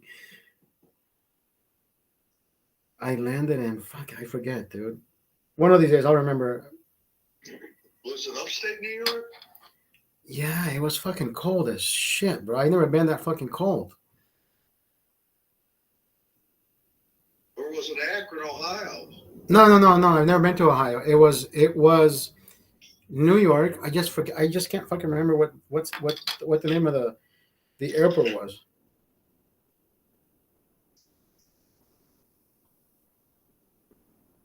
No, there's Albany. Albany, there it is. Yes, Albany. Yeah, Albany, New York. That's where I met you. Well, that's where I met you the third time, I believe. It was a little city. It was a little town called Queensbury. I caught a bus from Albany to Queensbury. Okay. Yeah. I don't know. I did so many fucking jobs. and I remember both times you gave me a ride on your Charger. My 300. Yeah. Well, that car, I ended up lifting it up with my forklift overhead with some straps, and I cut the engine out. And I ended up cutting that car up. It had a bad short in it. So what did you put? You put springs on it? No, I fucking cut it up and parted it out. Oh shit! But I got 3 more sitting here that I got to finish putting together. And Transformers, huh? Transformer. Yeah, the one needed. I bought it. Someone ran into the back wheel. The guy had those big rims that stick out. Oh fuck yeah! Someone ran into it and bent the A-arm, and it kind of straightened it out a little bit. But that wheel would not. It was fighting the other wheels. So I was going to change the A-arms, but I was looking at the back frame, and it's like fuck. I'm gonna just have to get a complete frame in the back. So I said, fuck it. I just took that car. The other one needed an engine and transmission, so I just pulled all the good parts off of it and there it is. pulled everything off of that one, and I'm gonna fix the other two with it. Shit. You know, instead of going and buying a bunch of parts, Yeah. I figured, hell, by the time I buy an engine and trans for the other one, and the rear end for that, and on that, I'm gonna have $3,000 or $4,000 into this whole thing, and that car wasn't worth, it wasn't worth fixing, so it's. Hey, I mean, I could have fixed it, but if you know how to do it, bro, you save yourself a fucking buck, right? I wouldn't fucking know how to do any of that. I wouldn't know where to start. I can give you a crash course of anything. You should have a fucking YouTube channel, brother. Do this shit on YouTube, and fucking people need to learn how to do this shit. Save a buck or two. Yeah. Yeah, I don't want to deal with people. Neither do I. I could be a multi-millionaire right now if I was able to deal with people. I just cleaned out this shop over here, not too far from me, and I was selling stuff out of it, and I hired my ex-wife to come over and take pictures and post the shit. It's like, I give her some money to do it, and she posted it, and man, that shit was selling like hotcakes, Hey, it works, brother. It works. Internet works wonders. I'd have just, she was the one looking for money. I'd have just taken that shit and thrown it in the fucking dumpster and scrapped it. Right there, it is. Somebody else's treasure, somebody else's richness, bro. Yeah, exactly that. Oh yeah, she turned that shit into. I probably would have got like $500-$600 in scrap. I ended up with like $6,000 in fucking sales. There it is. But I get to that point where it's like, this shit ain't. I don't need stuff, man. I got all these houses over here where I live. I bought all the houses in a row, and I've been investing in this since the 90s. Right. So it's taken me a lot of years to get to where I'm at. You're not the only one, brother. You're not the only one. Trust me. I sit there and watch people just do it overnight. It's like, holy shit, whatever. I don't care. Yeah, but see, when it happens to people overnight is because they will never fucking appreciate the ride, how you have been appreciating every, because you appreciate every fucking dime that comes in out of your pocket, and that the one that comes out of your pocket. Other people don't give a shit. Let me be honest with you. I lost my dad in '97, and he was supposed to retire. He worked at General Motors since he was young. So he died in '97, and the reason why he died was medical malpractice. Oh, fuck. The doctors, they sat there and literally they screwed up big time. And it was gross. And the judge says it was gross. I mean, the attorneys, my mom's attorneys, were flabbergasted on why my dad was dead. So, anyways, that took a lot out of me, right? Because I was 25 years old then. I had 4 little kids. I'm raising, right? And the kids kept me going. That's the only thing that kept me going. Because of the stuff, I seen that room. I seen where his blood everywhere. Jesus in Christ. that room. And then when I went to they didn't finish doing the autopsy on him. When I went to take his clothes to the funeral home. Right. So I seen his brain. I seen his eyes missing. He's laying there dead, and it's like, wow, man. It was like, it really messed me up. Life changing, yeah. Yeah, he was supposed to retire. He died in August of '97. He was retiring January of '98, so 5 months. So how did he end up in the surgery room? Well, they put him on a blood thinner called Ticklid, and it was breaking his platelets up in his blood. Your platelets is what, like, say you get a cut. It's what keeps you alive. Yeah, exactly. Yeah. You get a cut, and then your blood comes through the cut, and It doesn't. then it clots. And the platelets is what makes the blood clot. Right. When you get a cut. Well, the platelets were breaking up inside his body. It wasn't clotting. And the platelets were, getting caught in his lungs and his heart and everything. Oh, shit. So a procedure called plasmapheresis, which causes your platelets to go back together in your blood, and it reverses that whole cycle. Well, they tried doing a blood transfusion instead of plasmapheresis. Too late.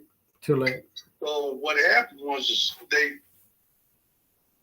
hooked the machine up to him, coming out one artery to the other.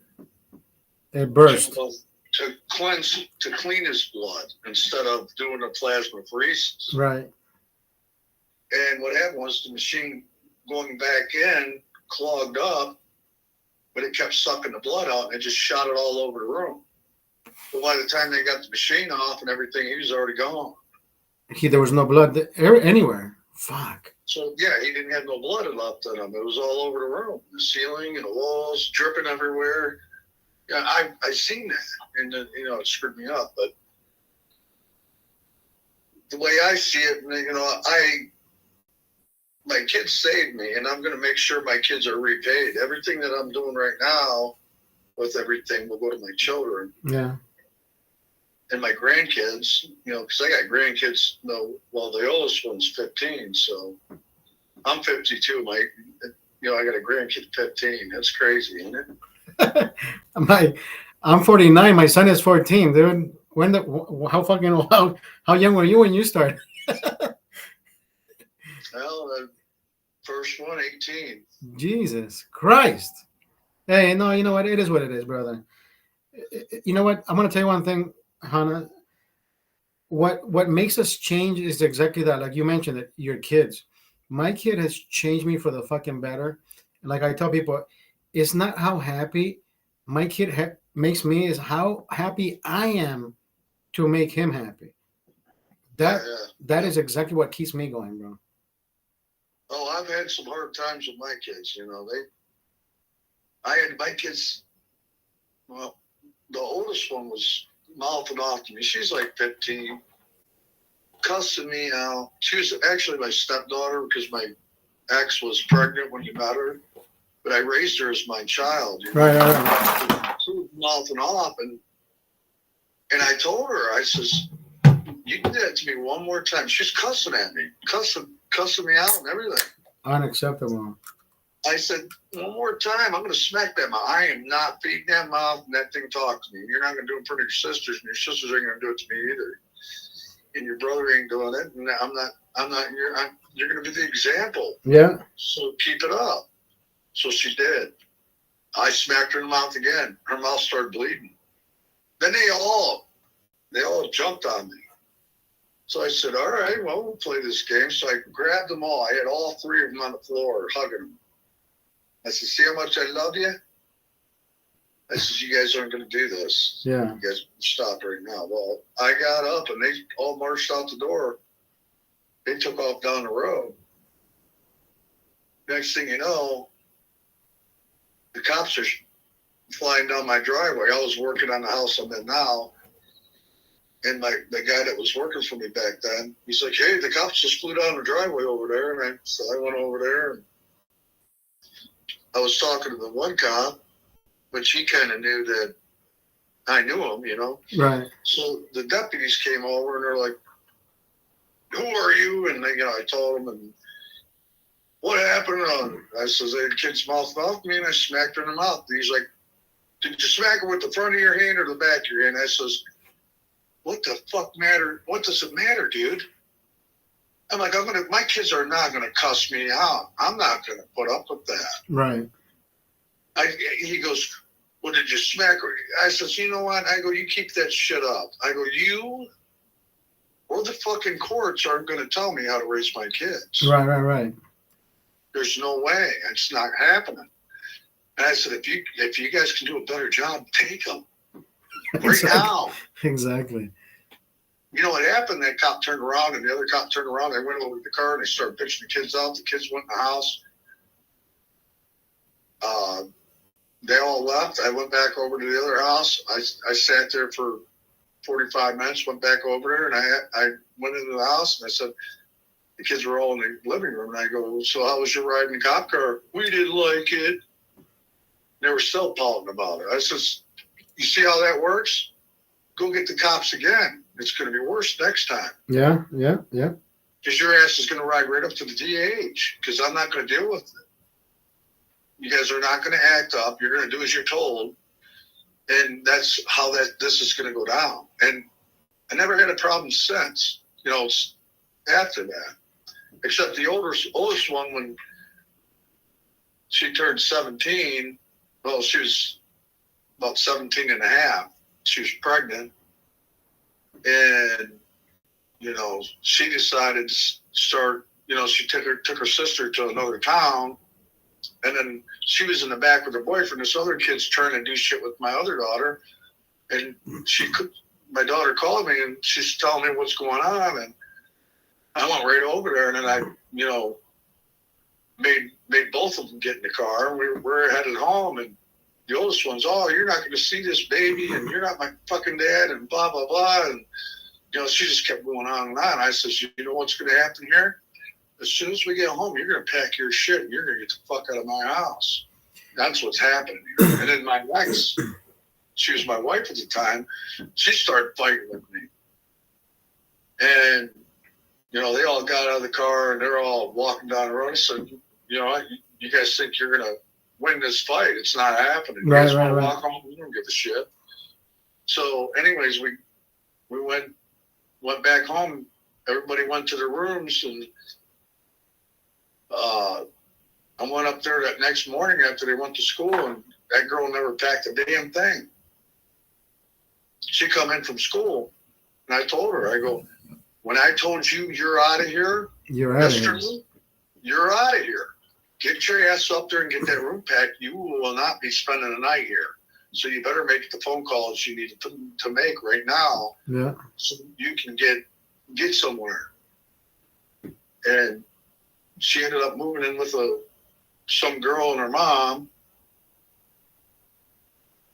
And, I was kept getting cussed out. And I told the ex, I says, you know what? You got a problem with me kicking her out? I'm like, she's not going to be allowed to do this shit in front of her sisters and her brother. True. Yeah. If we let it happen with her, these kids are going to be worse. It's going to happen. Yeah, exactly. Everybody's going to think, oh, she got away with it. I can get away with better, with more. Yeah. So that's what happened there. Them kids decided that, they didn't want to end up like their sister. Yeah. And that's the one. She got into drugs and shit. And, I kept telling the ex, I said, I don't want her hanging out with these kids. Jesus Christ. When she was like 13, she started hanging out with these kids. We went to drop her off because she was going to spend the night there. And we pull up in the driveway and pull around the back of the house. And mom and dad's up there waving on the porch, and the yard's a mess. The kids look like shit. And mom and dad's hired kites or whatever they were, drunk, high, whatever. And I kept telling the ex, she don't need to be here. Oh, you don't know these people, blah, blah, blah, blah, blah. I says, it's, she let her go. And on the way home, I kept telling her, I go, you're going to regret this shit, man. Yeah. She's getting a relationship. You don't want her having a relationship with these kids because it's all bad. Like, you look at the parents, man, and that's it. Some people need to learn the hard way, Forrest. That's the honest truth. Some people need to learn the hard way, period. Well, I ended up divorcing her in 2011. Shit happened with her and the youngest kids. My youngest daughter was pregnant upstairs, and the ex was down here screwing my youngest daughter's boyfriend while she's pregnant with his kid. What the fuck? Yeah, that's what I said. I said, you're out of my house, man. That's dude. What the? So, anyways, the oldest daughter ended up. I got a divorce from her. The oldest one ended up ODing on heroin, and then she was brought back. She went through all the treatments and shit. She was clean 3 years, And then she went back to it. and then my ex hooked up with this guy that was doing pills, and then my ex went over there and got my daughter to go get pills for her. And There goes the neighborhood. And then she started doing the shit again. Jesus Christ. And she got into it real hard. She was doing that heroin and cocaine together. What the hell they call that? I don't remember what the hell they call it, but the cocaine exploded her heart. She was 24 years old. Fuck. It's like an upper and a downer at the same time. But yeah, that's just crazy. That is a cracking. I never heard anything crazier than that, brother. Fuck. So here I am looking at my daughter, 24 years old, in a fucking casket, and I'm looking at the ex. She's there with her fucking boyfriend. Well, Like nothing happened. They weren't married yet, but it was her boyfriend. And I'm like thinking to myself, you stupid fucking bitch. Your daughter's laying her dead, and it's because of you. I wouldn't even fucking showed up if I was ever involved in having a kid pass away in such a way. I wouldn't even fucking show up. I would be fucking embarrassed. That is unacceptable. Yeah, man. I was so bad. When we lost her, man, I was so bad. I would be like, I was all over the place. For 3 weeks, I was just out there. Wow. And man, I just had so many. I was crying, and every time I turned around, I was thinking. That's about crazy. her. We're hearing this guy's life story without even asking about. Thinking Hey, about all the years. therapeutic. Just thinking about her, and therapeutic. like she had 2 kids herself, and what to do, Yeah. and then I was losing it. So I kept having real bad chest pains, and I couldn't breathe, and I guess I passed out, and they took me to the hospital, and they put me through the scanners, that body scanner to scan your lungs and your heart and everything. Right. And they did all kinds of tests on me, and the doctor's scratching his head, and he come in and he goes to me, he's like, "What's going on?" He's like, "You're perfect. You're in perfect health. There's nothing wrong with you. Your lungs are clear. Your lungs are perfect. Your heart's good. Everything's good." And he's like, "I don't get it. I don't understand what's going on with you." And he's like, "Has anything bad happened to you lately?" And I told him about what happened with he said I had broken heart syndrome. I said, "I thought that was bullshit." He's like, "No, it's true." I was about to say the same thing, broken heart syndrome. I was about to say the same fucking thing. I've heard about that. And I believe it. It's for real. And it can kill you. I believe it. I mean, we've seen people die at a later age or at an early age, and their loved ones pass away, and they pass away right after them. Yeah, that's broken heart syndrome. Yeah.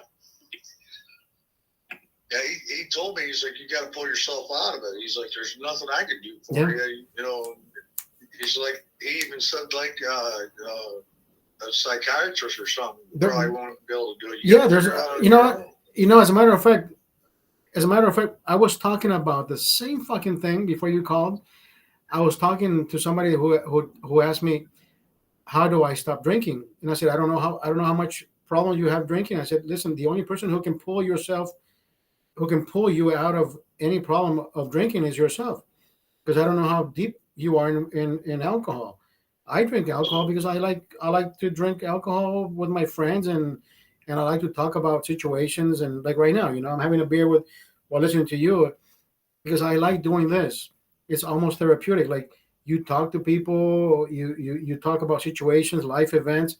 But if I'm gonna drink to forget the fucking problems that I have, then I'm gonna drink myself to oblivion, and that's gonna become another fucking problem. Yeah, exactly. Yeah.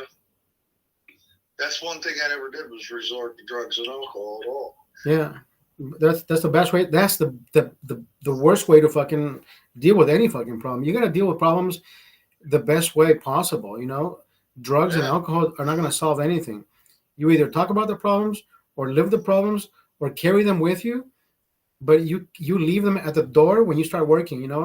I tell people, I say, listen, we all have problems, but the minute you start sharing your problems with me when you're on the clock, I don't want to hear your problems. I already left mine in the fucking car. I'll pick them up after I clock out. They're mine. But if you want to talk about them, we'll drink. We'll go have a beer after work, and you tell me all your fucking problems. We can.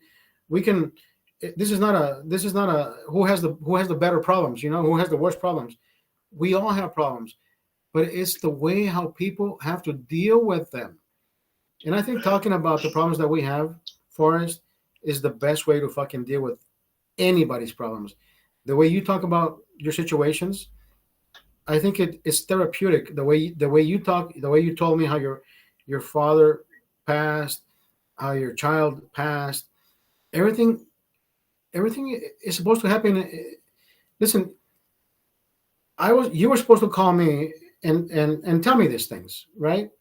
I was supposed my friend was supposed to bid on these fucking machines so he can get the ball rolling, and here we are talking about life situations. We are supposed to cross each other's paths, brother. I think everybody crosses paths for a reason. For a reason, exactly. Mm-hmm. I believe it. I believe it 100%. I want to ask you a question. What do you think about your governor? This fucking communist piece of shit. I could not believe that they didn't. What was his name? The black guy. I could not believe that they wouldn't let him take over. Well, I'm gonna tell you one thing. You mean I forget his name. When he was going to take over Newsom's. Yeah. Hold on. I'll tell you who he is. He's Larry Elder. Yeah.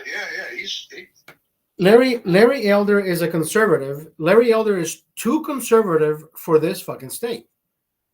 They think this black dude is gonna fucking change day into night and night into day. I don't know why they fucking think that, but I think he was the best way to fucking go.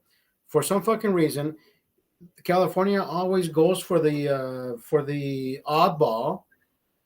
Remember that even the fucking Terminator was our governor. Remember that shit?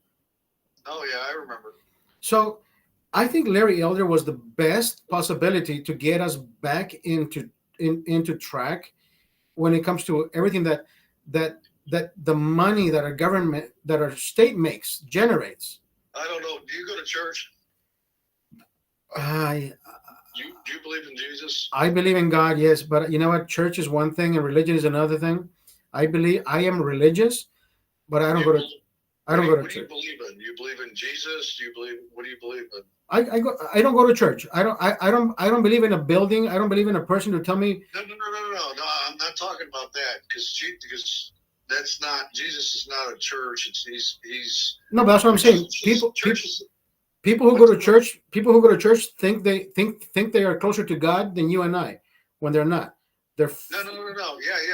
But actually, church, what that means is church means 3 or more people gathering together, talking about the Bible, talking about God. But they don't. They don't. That's what the Word of God says. That's what the Bible says you're supposed to do. But these fuckers who show up to fucking church, they're actually just against their own belief. So yeah. I believe in in your own communion with God, your belief. As long as you believe God exists and you have a connection to God, then you're good. You're good with everything else. Yeah. But a lot of them are using using God and using Jesus as a crutch to make money, and it's wrong. It's just totally wrong. Yeah, exactly. I mean, Jimmy Swagger got caught twice. Remember that shit? And he would always say, "Oh, I apologize. I didn't mean to get my dick sucked by the same bitch twice." That's crazy. But that's the thing, people believe, like look at the Pope. Who the fuck is the Pope? It's just a fucking guy like you and I, bro. Yeah, the Pope is actually, he's not. He's an evil. I don't know if you checked out the Catholic religion, the Roman Catholic that's pure evil. It's pure evil, brother. It's pure evil. They're all fucking puppets. They make you believe that you're supposed to follow these. Even the Bible says, "Thou shall not." What is it? Idolize, and they fucking idolize these people like they're gods. This is a fucking human being. The Pope is just another human being that he wakes up with boners bigger than us. At least we get to fucking stroke it, and at least we get to fuck. We need to. We can live the carnal life. We can have that carnal part, and we get to sin. So call it a sin. I call it pleasure. Fuck it. Where are you at? I'm in California. Where? California. Where at? Burbank. Oh, you're up north then. No, I'm south. I'm Southern California. Burbank is more north than LA. Is Hollywood? No, we're on the same. It is the same. Pretty much the same. You're east of LA. I am. If East of LA. I say we were north of LA. Yeah. I've been all through LA, San Jose. I gotta take a leak. Hold on. Out of Palo. Palo Alto, you mean? Palo Alto, yeah. Yeah, that's Northern California.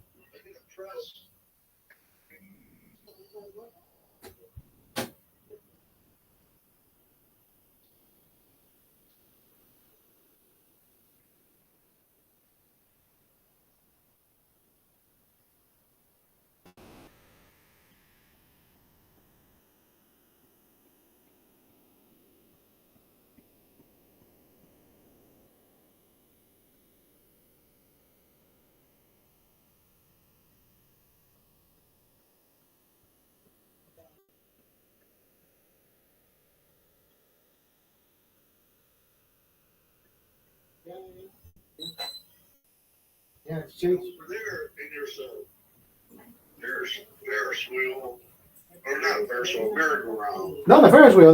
You're right. That's Santa Monica. Yeah, you're right. There's a Ferris wheel, but there's merry-go-round inside the building. Also, yes, exactly. You're right. You're absolutely right. Yeah, that thing was from the 1800s. Yeah, the wooden one. Yeah, the wooden floor one. Yeah, exactly. You're absolutely right.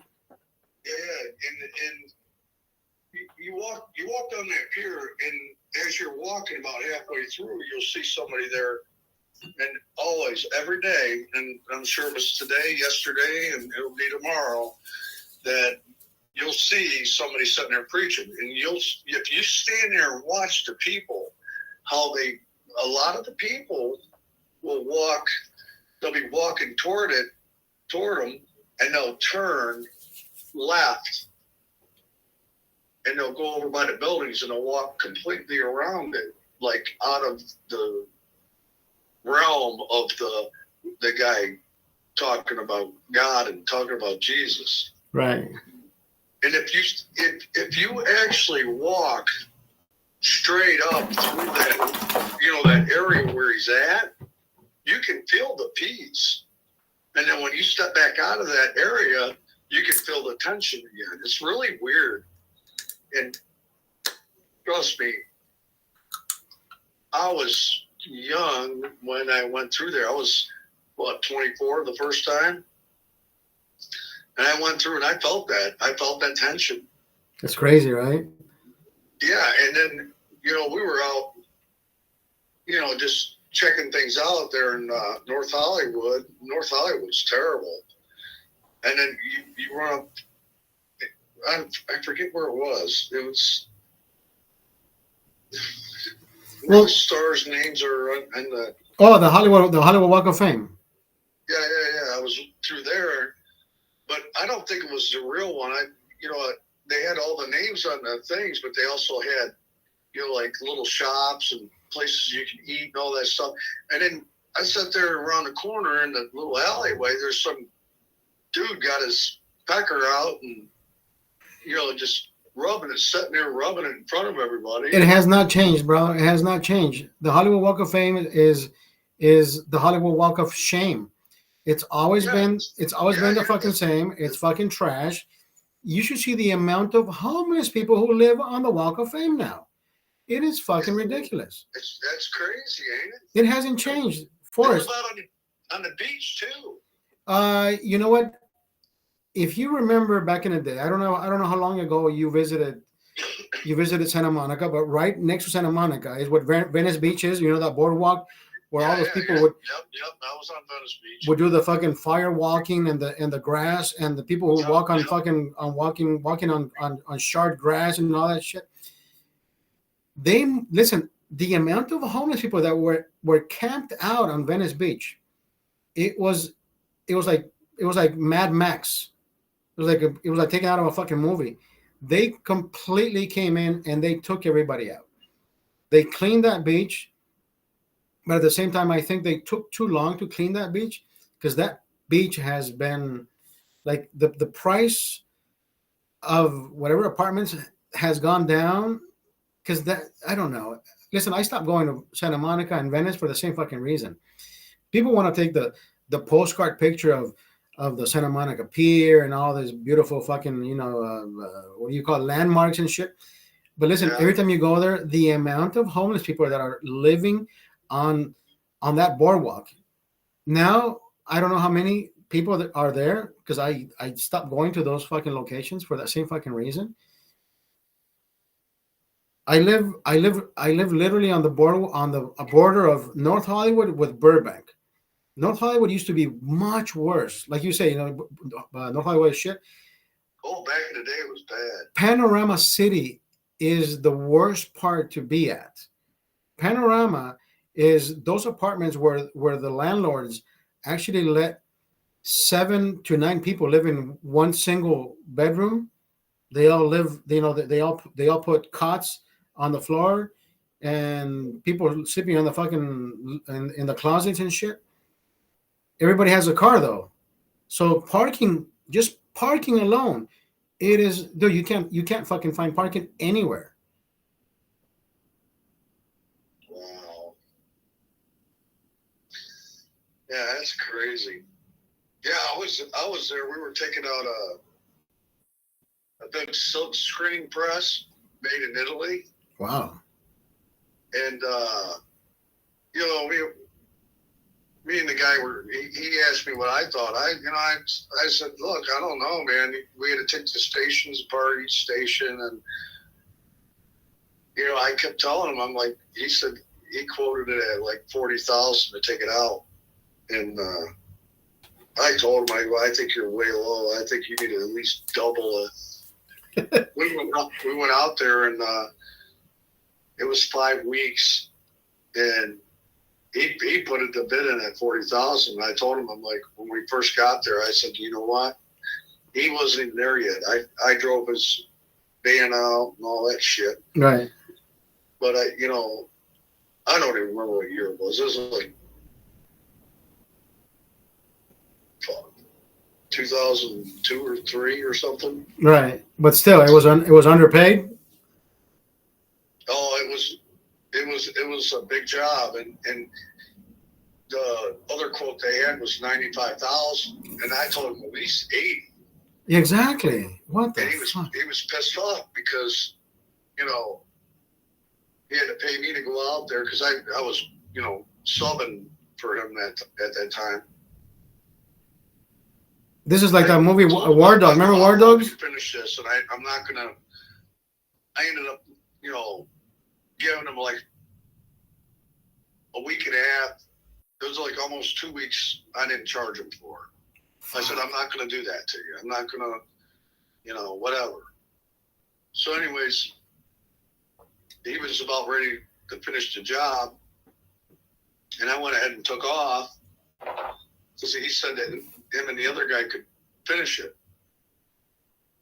But when we were there, we were staying in this motel. It was like in between shops. There's like a store on the, but it was like tucked in.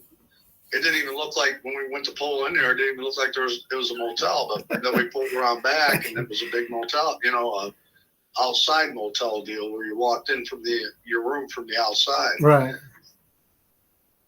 Well, one night I was sleeping about 2:30 in the morning. Boom, boom, boom, boom.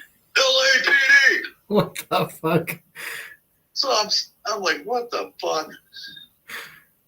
So I just laid there, and then he did it again. I jumped up. I opened the door. I'm like, what, man? What the fuck? I didn't see your ID. I says, you just fucking woke me up, dude, and you're yelling at me, telling me you gotta. I said, look at that van right down there. It's fucking got Ohio plates. I'm here, the fucking guy next to me, and the guy 2 doors down. We're all from Ohio. We ain't involved in any fucking bullshit, and I'm not giving you my fucking ID. Give me your ID or I'll arrest you now. I said, fuck you, and I slammed the door.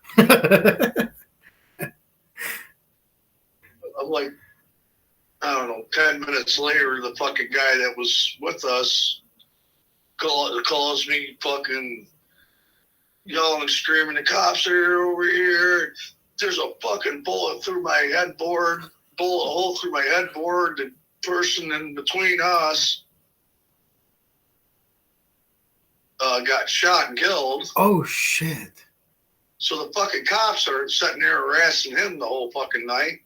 Oh, so they're just I got dressed and went out there, and the cops were being real dickheads. I'm like, what? When I watch Chips, fucking, they don't act like that on fucking Chips. You said Chips. You know what I'm saying? Yeah. So basically, they're just looking for somebody who was guilty, who was shot, who actually was shooting. You're like, I've been fucking sleeping. Get the fuck out of here. Yeah, I told him, I'm like, dude, I go, you're fucking my day up. You're fucking his day up, Oh, well, his headboard, the bullet went through, so we need him out of the room so we can investigate and find the bullet. Well, get in there and fucking do it, dude. You're out here fucking talking to me. Go do your fucking job and get the fuck out of here. What the fuck? It's like, man, I think we got to be up in the morning. We got to go to work. Yeah, exactly. I got time to fuck with you. And, the other guy, he's like, in the morning, he didn't answer his door. He didn't hear anything. He's fucking passed out. He's like, fuck this. He had a hearing problem from, the web process all them years.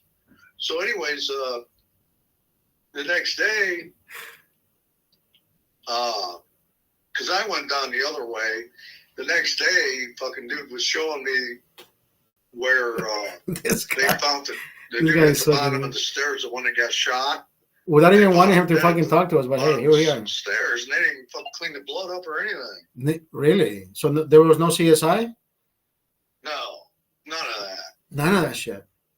So, anyways, we were there a couple days later. Fucking, I hear pop, pop, pop, pop, pop. What the fuck? I look out the window.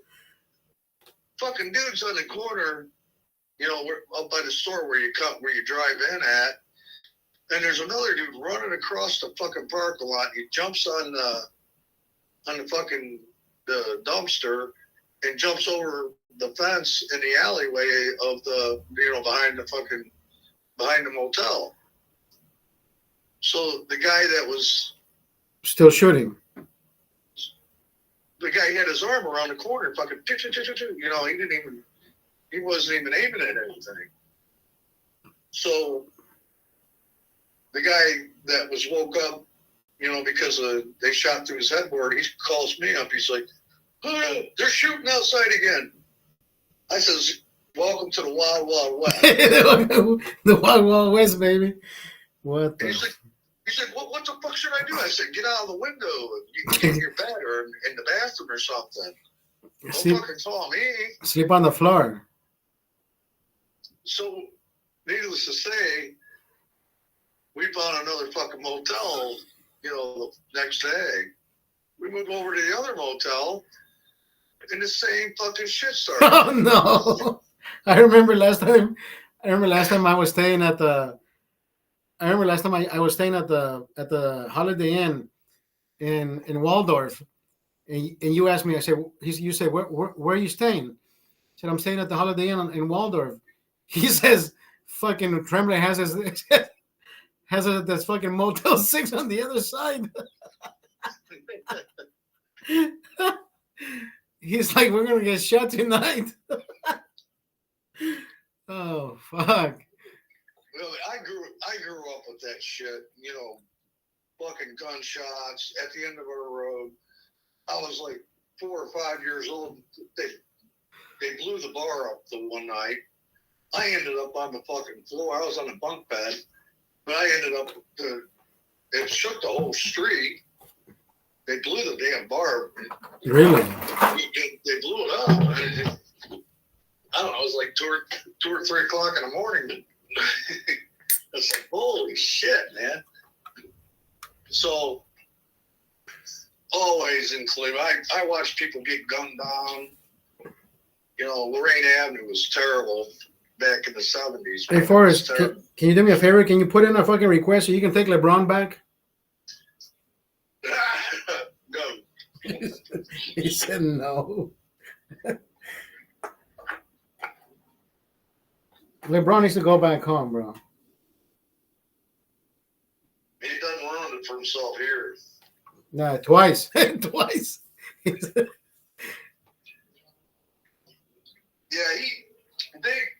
Canton, he grew up in Canton, Ohio, and they promoted, they blew him up. You know what I'm saying? They blew his head up. They blew, his mom was a drug addict, and they talk about that shit, about her. They have no right saying anything bad about his mother, even if she was a drug addict or whatever, That's something that's a private thing. Personal, yeah. And I don't know. I mean, it's just people are crazy. It's just, it's like Patrick Swayze. I don't know if you know him. Yeah, I remember. Come on, he picked up Baby. Come on. Yeah, he wanted away from all that shit. He wanted away from he wanted his life to be private. Yeah, no stardom. Yeah, exactly. And they didn't leave him alone till he was dead, Yeah, even with fucking cancer, the weaker he became, the more they wanted to just fucking brutalize him with whatever. Maybe he slept with a man and all this bullshit. I'm like, dude, why the fuck do you care? Like, leave the guy alone. They did that to Elvis. They did that to who else did they do that to? Robin Williams. I mean, just went on and on, and the list goes on. Man. Sensationalism, bro. Sensationalism. It has always fucking worked for the media. The media has always fucking tried to fucking suck the blood out of fucking dead people for some fucking reason. I don't know why they do that. I don't know if do you remember Tupac? Yeah, I think Tupac was gay though. No, I don't know, but anyways, yeah, I remember Tupac, yeah. Yeah, but they call it that Death Row Records. Yeah. It was like a. Yeah, it was all that shit was an act. Death Row Records is part of why Tupac's dead, because he wanted out. Suge Knight. Yeah, he wanted out of that. They said it was gang related bullshit. Yeah, the whole fucking Vegas story, that doesn't fucking add up, brother. No, it don't. It just don't. Hello, sir. We love Heineken in China. Pengos, how are you? If you really think about it, he came a long fucking way in a very short time. Yeah. I mean, listen, every song that you hear him singing, it's everything is fucking poetic, there's a story behind what he fucking sings. Yeah. He wasn't the person that they proclaimed him to be. True. True. You know, he wasn't no thug, and Biggie Smalls wasn't no thug, and I mean, it was just all show. You know, it's just Yeah. and that goes to show you, you know, the crossroads in Georgia that's been talked about all them years since the 30s and 40s and all the way up through. Yeah. They say that there's a crossroads in Georgia. I don't know if you heard about it, but they go there and they sell their soul to the devil for fame and fortune. Only in Atlanta, though. No, it's not in Atlanta. It's Atlanta, Georgia. yeah, we're the crossroads. Really? Crossroads, yeah. So there's a particular place. It's not in Atlanta though. I'm not exactly sure where it's at. I really don't care to even care to find a place. Right. It's not a part of it. But that's the backstory. You think it'd be bullshit, but it's true. But it kind of makes sense after you see all this shit happening around all these people who come out of Atlanta. Hello. Yeah. Yeah, it's just crazy. Yeah. Yeah, it's almost like the bad rap on the Kennedys too. It's the same scenario. You know, the curse of the Kennedys. Right. Yeah, it's the same thing. It's just crazy. That's another story. That's another. You know, Oliver Stone. I think Oliver Stone, which is the producer who gave us the JFK movie. I think Oliver Stone or all these directors and all these producers who find these historians to give him all the to clear the benefits and the doubts of how to make a movie, right? Because if you think about, I don't know if you watched the Darkest Hour, where what's his name plays. No, I actually, I can be honest with you. I boycotted Hollywood, Disney World, Disneyland, Disney World, all that shit. Oh no, the Disney movies, yeah, no, they became such fucking liberal fucking thinkings and all these bullshit, yeah. Well, down in Florida, Diabeto, how are you? Down in Florida, Disney, what is that? Disney World. Disney World, yeah, Disney World. They got this boat ride. You know, you go through this tunnel and all that. Well, anyways, there's always kids come up missing. You know, and it's not really publicized. You know, they have like. I read about that, but I think I read the story where it says it happens in California and not in Florida, where they found a tunnel somewhere where the lady says somehow, some way, the child disappeared in the tunnel, and she saw somebody take the fucking child in the tunnel, like somebody just reached out and grabbed the fucking. I don't know how truthful this fucking thing is, because true. No, it has to be true because the lady has pictures of her fucking child at Disneyland, but she never left Disneyland with her fucking child. So I'm thinking, okay, so the camera shows her going into this ride with her child, but the child is missing after the fucking ride. So where is the fucking child? Did she drown her own child? If that was a fact, there would be a fucking body underwater. So who's lying? Yeah, I've heard that shit, bro, and it you know what? It scares the fuck out of me because, and you know what, Disney for some fucking reason.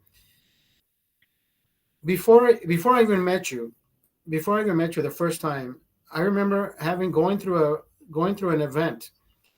My son and I, we are leaving Disneyland, My son has to be at least 4 or 5 years old because he was already, he was already using full sentences. This is 2009, 5, 2014, 13, 14. We are leaving Disneyland. So my son says, Papi, you know what? I'm a big boy now. I don't need my carriage. So I used to carry the carriage only because I think kids in a carriage are in front of you, you pushing them, they don't get as they don't get as tired, or they don't get tired, period. And you are able to tell yourself, listen, we already visited this one, we already visited this, right? Let's get the fuck out of here. Let's get some churros. My exit word was always churro. You want a churro? Yeah, let's get out, Papi. Okay. So this time he says, Papi, you know what? I'm big enough. I can walk the park by myself. I can, oh, okay, let's do this without the fucking carriage. So we did. So after an hour and a half later, my kid says, Papi, can we get a churro? Churro is the way out. Okay, let's get, I'm already tired. Let's get the fuck out of here. He sits on a cement ledge in front of the churro cart, and I can see the queue is facing him. So the queue is moving towards my son, and he's behind the churro cart. And I see this fat fuck sit next to my son, but he's like probably 10 feet of space, of distance. And I'm thinking, then again, I see this fat fuck moving closer to my son, like every 30 seconds, every 2 minutes. And I'm thinking, I am the 10th person in line. By the time I get to the churro, this guy's gonna be next to me because he keeps moving, and I see him. He keeps moving. He started looking around like, okay, who's taking care of this kid? And I can see from him, I was paying attention to this fat fuck through my peripheral view because I can't make eye contact because I'm thinking, is this guy really fucking thinking there's nobody watching this fucking kid? And guess what? When he gets thigh to thigh with my kid, like he's sitting next to my fucking kid, like he's watching the kid, right? So now he plays the part where he's just like, okay, I'm the dad watching my kid. And I'm thinking, dude, Forrest, listen, when I tell you, brother, that every scenario ran through my fucking head, let me grab a fucking pencil and stab his fucking eye. Let me fucking take the fucking pocket knife out of my fucking pocket and just stab his fucking neck. I had every fucking scenario happen in 20 seconds time. And all I did was, motherfucker, how dare you? Because he started putting his fucking hand up my son's thigh. And this guy just got up and acted like nothing was happening. And I saw him do it. The cops were called. The security was called. Everybody was out. PD was out. Anaheim PD was out. The security was out. Listen, lo and behold, I'm going to tell you, that particular area where my son was, there are no cameras in that fucking area. How much of a fucking coincidence is that? Oh yeah. The cops never fucking did anything to this motherfucker who touched my kid. I know he didn't touch the inner part of his fucking thigh, but they should have at least taken him to fucking, digitalize him so he can be recorded as at least an offender. Yeah. They never did any of that. Now, 2024, this is 10 years later, even if you're a fucking teacher's aide and you touch a girl's knee, you're going to jail. You're going to jail. You do go to jail. I've seen people go to jail. About time they start doing something, right? Motherfucker, dude, I'm telling you, dude. I'm telling you. Well, I'm gonna get on the fence. All right, me too. Forrest, it was nice talking to you, brother. We'll touch base. Yeah, I'll get that stuff together. Yeah, yes. I'll probably go up there tomorrow or Saturday and snap some pictures and All right. of everything that's up there and All right. the stuff that's here and go from there. Okay, perfect. So yeah, I'll get all my printing stuff together. All right, brother.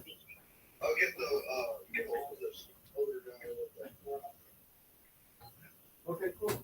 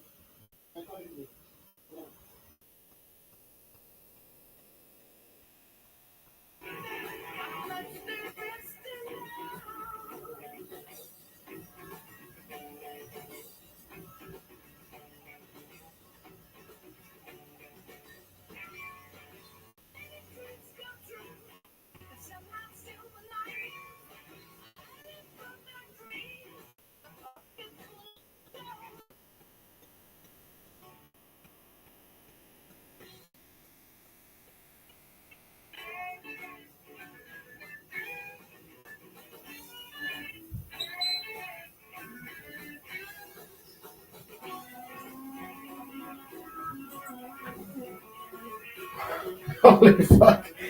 I almost peed my pants the second time.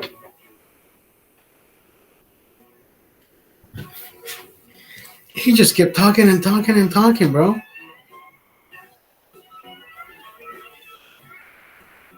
He kept talking and talking and talking and talking and talking and talking. Hey, listen, at least he got that story out of his fucking mind, out of his heart. Therapy is your life. Therapy is our life.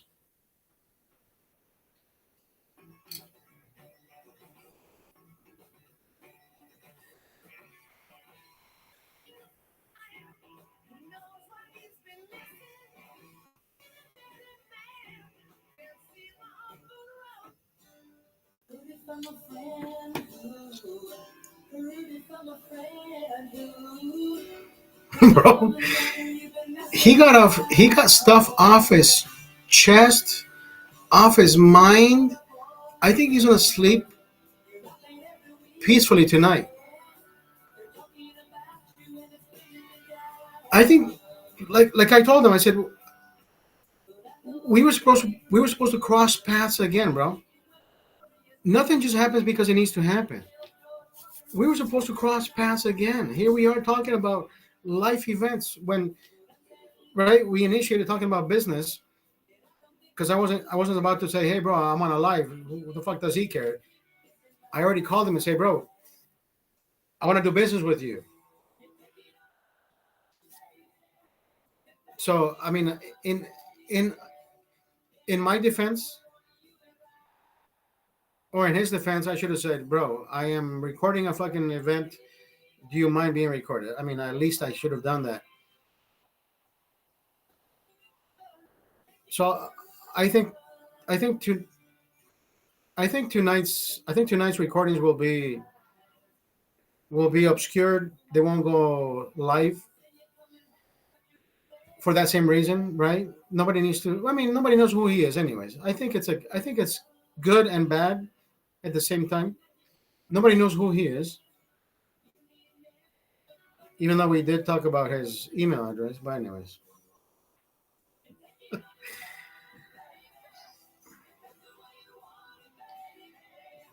just leave it. Just let it be. Let it be. It's therapeutic for anybody who hears it. Anybody who watches this live again is gonna find that, listen, the humanity behind the person behind the camera and the person in front of the camera, the empathy, the sympathy,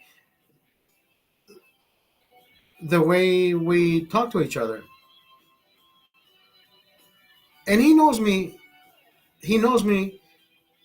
by talking to me. We've only met 3 times. Superficially, like, hey bro, how you doing? I'm here for business. You doing this for me? Thank you. I appreciate that. They're gonna go on pallets? Okay, thank you. They're gonna go in that container? Okay, thank you. That's pretty much it. Business talk. The way we started. But then I don't know how one thing turned to another, and here we were talking about real life events and shit that people go through, and I think this is exactly what I like to. This is why I like to do what I do. Because the minute you meet and you reach that person on the other side, they can communicate, they can elaborate, they can, right, self-express feelings, emotions, life events, even heart-stopping moments, death, life. Dude, we can't write this shit. This is I didn't tell him to call me at this fucking time.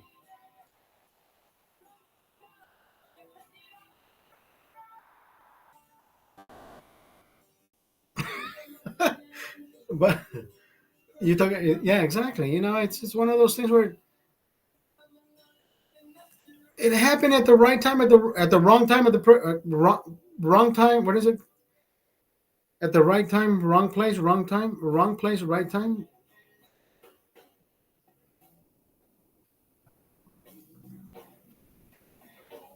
It is what it is, right? Logistics, all that shit.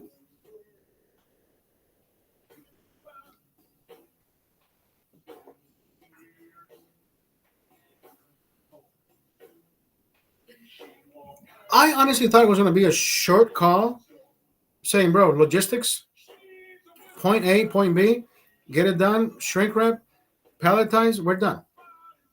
But then he went through every emotion. And listen,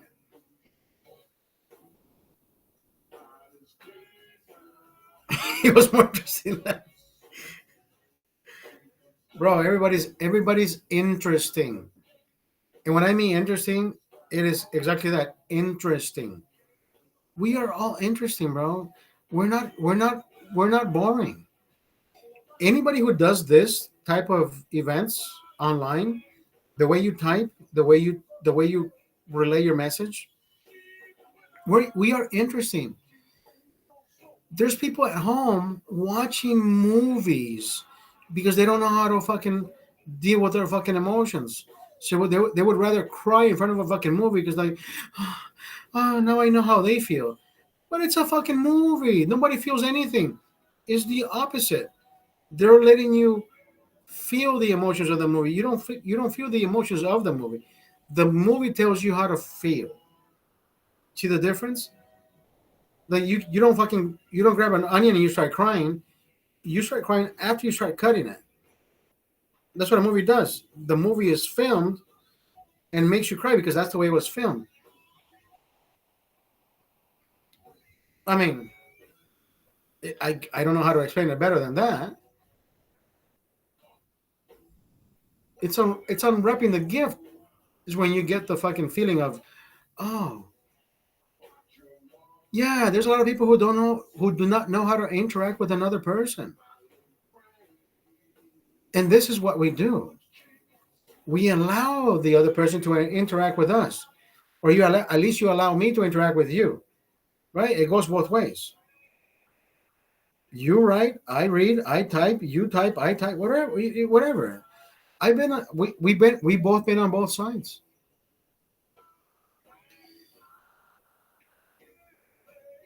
And and you know what? I can grab a microphone and I cannot do it. This what I do. I cannot grab a microphone and do what I do here because my voice screeches when I grab a microphone. I see public when I see the general public. Okay. I can't. I'm stage fright. Stage fright has always been my fucking debility. Vulnerability, stage fright. But right now that I can listen, I've had up to 900 people in one of my lives at one point where I can barely keep up with fucking people's comments. I'm like, holy fuck, like I'm being inundated with fucking comments. Bro, you guys are fucking amazing. Like, who the fuck did this? Remember, you did half the fucking battle of getting me on TikTok. Then I've had raids on Twitch where I have 600 people. Like, holy fuck. Yes, exactly. Maybe during a raid, like holy, and and you know what? I don't feel overwhelmed. I just feel like underwhelmed, as a matter of fact, because I can't fucking keep up with everybody's comment. Like, I want to feel everybody welcome. Like, holy shit, you guys are just bombarding me with fucking messages and comments, and yeah, you can't keep up with comments. Where my 10 followers, 20 followers here, 10 followers there, I can keep up with everybody, and I'm like, I feel good about that shit. Like, holy fuck, I did what I was supposed to do.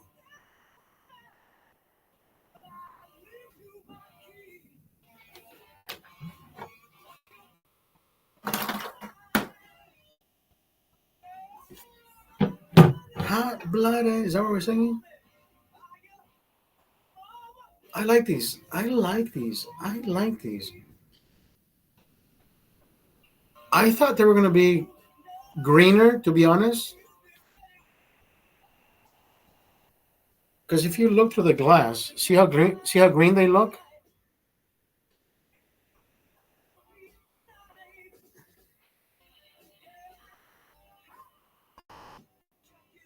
They look green.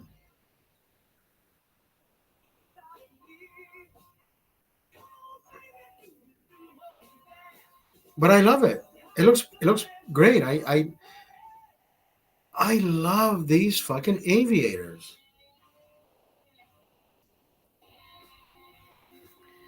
Between between aviators, see, I can jog with these and feel comfortable jogging with these. Actually, you know what?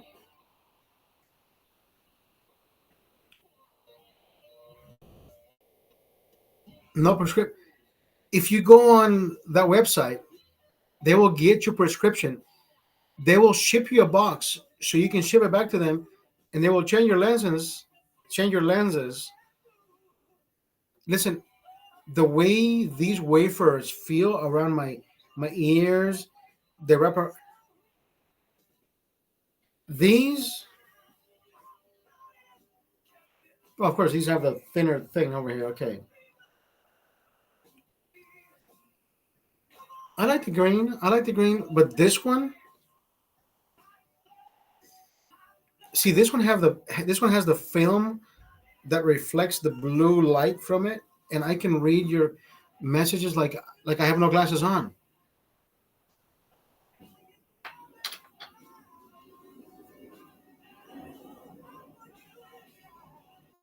No glasses, really.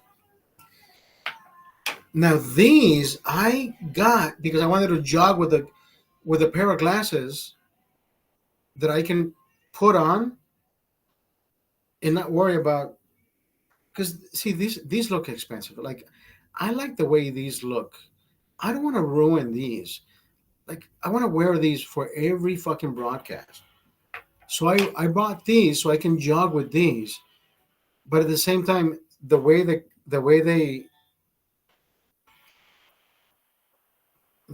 wrap around my face,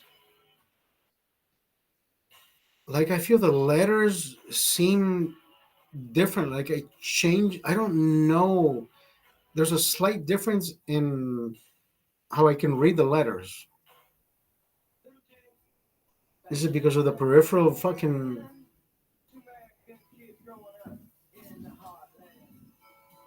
These aren't cheap either. Exactly. But the but there's something wrong with the way I read the fucking.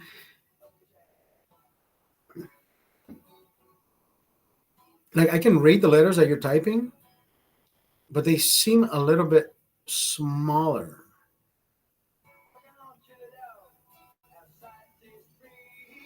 No, but I don't think you should. I don't think you should get used to anything. I think everything should be just like straight off the bat, like this one. I can put these on. And I'm like, oh, look, I don't see any difference on the fucking letters. Only the color changes, like the right the color of the lens. With these, it's like the perfect fucking lettering, like perfect lighting. Like with these, I feel like I was made to wear these. You know what I mean? Like these were.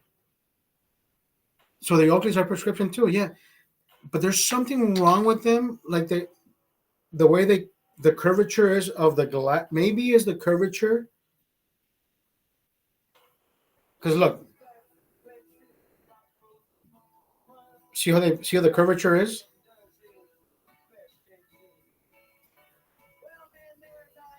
There's a curvature on this, and there's no curvature on this. This is flatter. Then see the way it curves. I think that curvature, which is like a U, and this is like a like an L. This has like an L, like it's just flat on the bottom. This one's like a U, like it has the concave U.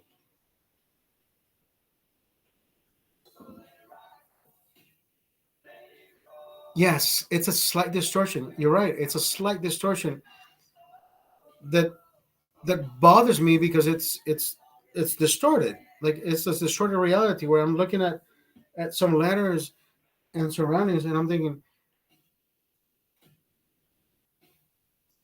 my the concave of should not differentiate the depth perception of what I'm looking at. If that makes any sense. because the depth perception is I'm looking at that screen in front of me.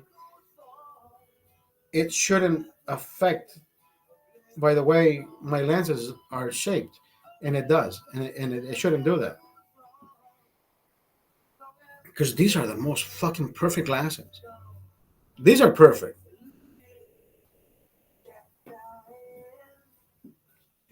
These are dark, but also let in the light, and these, yeah, I look better in these. I know I do. It's just I love the way I look in these, like Jack Nicholson. But these I can also get comfortable with because Jack Nicholson.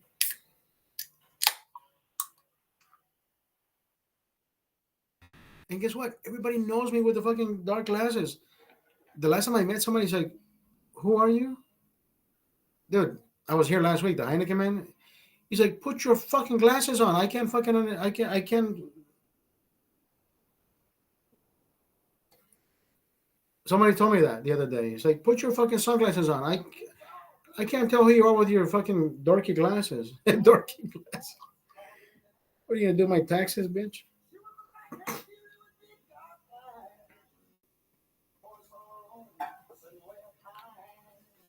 So I think I think for broadcasting, we're gonna stay with these. Broadcasting stays with these. We're gonna do every fucking live with the Wayfarers for Sunday. For Sunday morning brunch, we're gonna do the separate issue. For jogging, we're gonna try to use the peripheral view Oakleys, which I mean I don't know how they're gonna affect me while jogging, but these are the best. These by far are the fucking best. I should get another pair of these.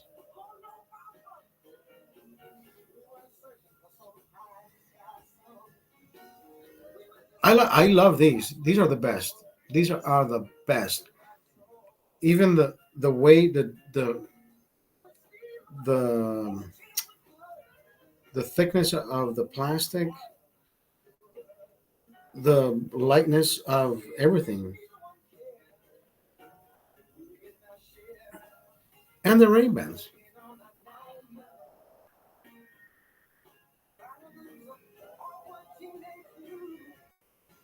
When you wear the orange, I thought it was a gag for broadcasting. Never knew they were. No, the orange ones were not prescription sunglasses. I had to wear contact lenses just to fucking read. I wore the orange ones because they were Heineken sunglasses. They were Heineken glasses, and I thought they were fucking cool looking, and they're still cool looking glasses. But I had to wear contacts under those orange glasses. I just got tired of wearing contacts while broadcasting. See, every single day I would come back from jogging, I would take a shower, and then I would broadcast because I had my mind set to do that. And then by mid broadcast, my eyes would just, when you start drinking, your I start blinking less because you're more attentive to what you're saying, not what you're looking at. Only because you have contacts. When you don't wear contacts, your eyes may not blink, but it still doesn't irritate your eye because there's nothing in your eye. It's just your eye. But after you blink, you're like, okay, I'm feeling it. I'm buzzed, whatever. But when you have a fucking contact, and then you close your eye after being dry, you're like, holy fuck, something's bothering me. Like the top lid is not fucking working. Hold on. And you're like, holy fuck. Okay, I gotta get out of here. Okay, bye. I gotta go sleep. Yeah, it's completely fucking different vibe. So yeah, when I had the orange glasses, I had contacts on. and it bothered the fuck out of me. Not the first hour, but after the first hour, like after the first three beers.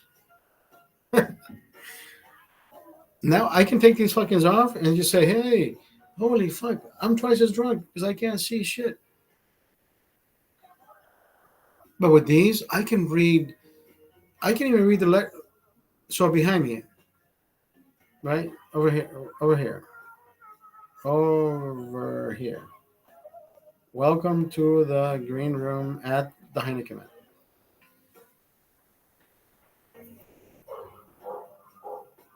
Yo, Ismael, what are you drinking? I am drinking Heineken Silver. What are you drinking, Ismael?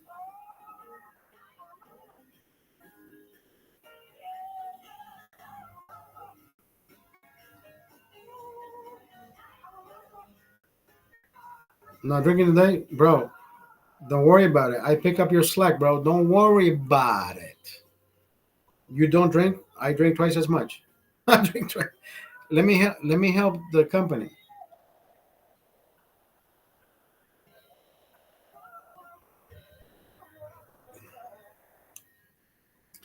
Jaffo, it is. Heineken Silver is a type of light beer. They don't like to call it a light beer because they already have a light beer, which tastes like shit.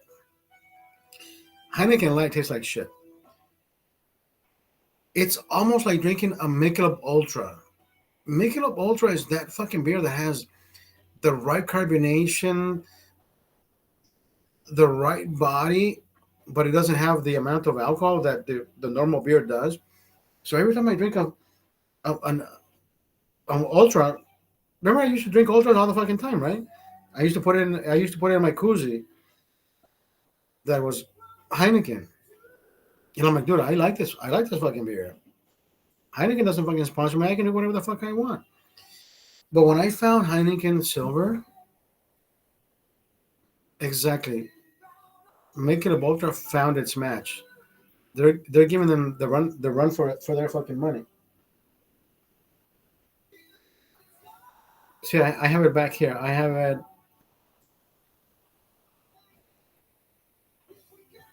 right here. This is the Heineken Koozie.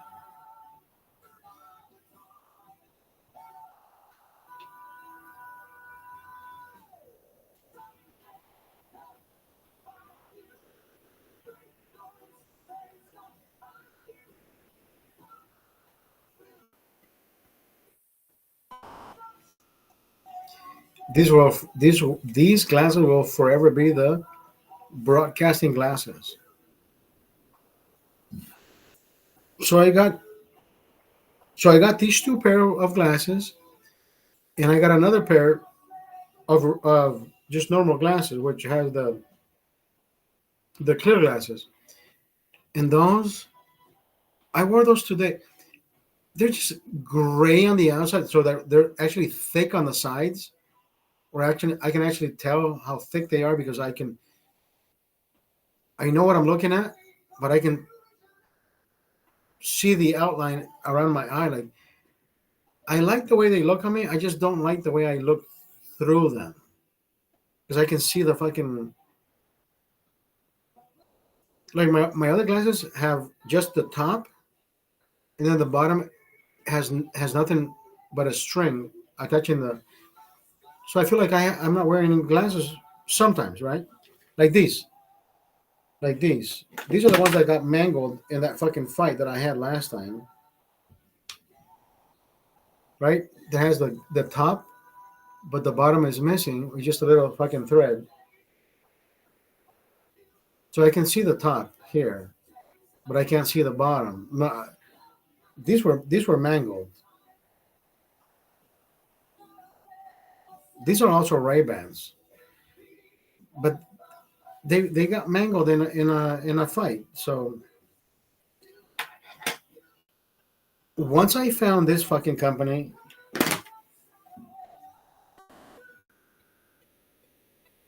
Lensable, bro, I won't change to anything else.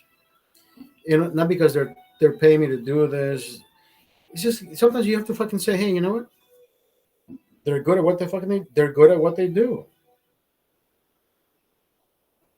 Now, if it gets to the ears or to the eyes, imagine that.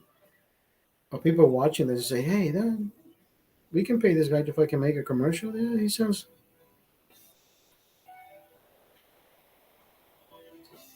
In the way we met is exactly how people are supposed to meet. By chance, it's the luck of the draw.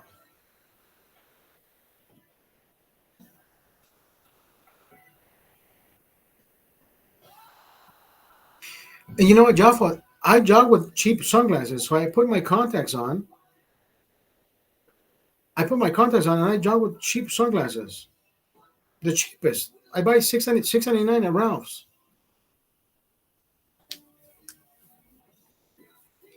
And I have the tethers. Don't get me wrong. I have the tethers, but I sweat profusely. I don't want to ever want to see. I don't want to ruin these plastics because you know salt ruins plastic. So this particular carbonate, which is plastic, I don't know how resistant this fucking thing is to salt. Because when you sweat, because when you sweat, all that saltiness, you know, the sides and everything. Listen, I can show you a video of me jogging. I was recording a fucking video, and all of a sudden, my face popped. I lost half my fucking like they popped from the middle.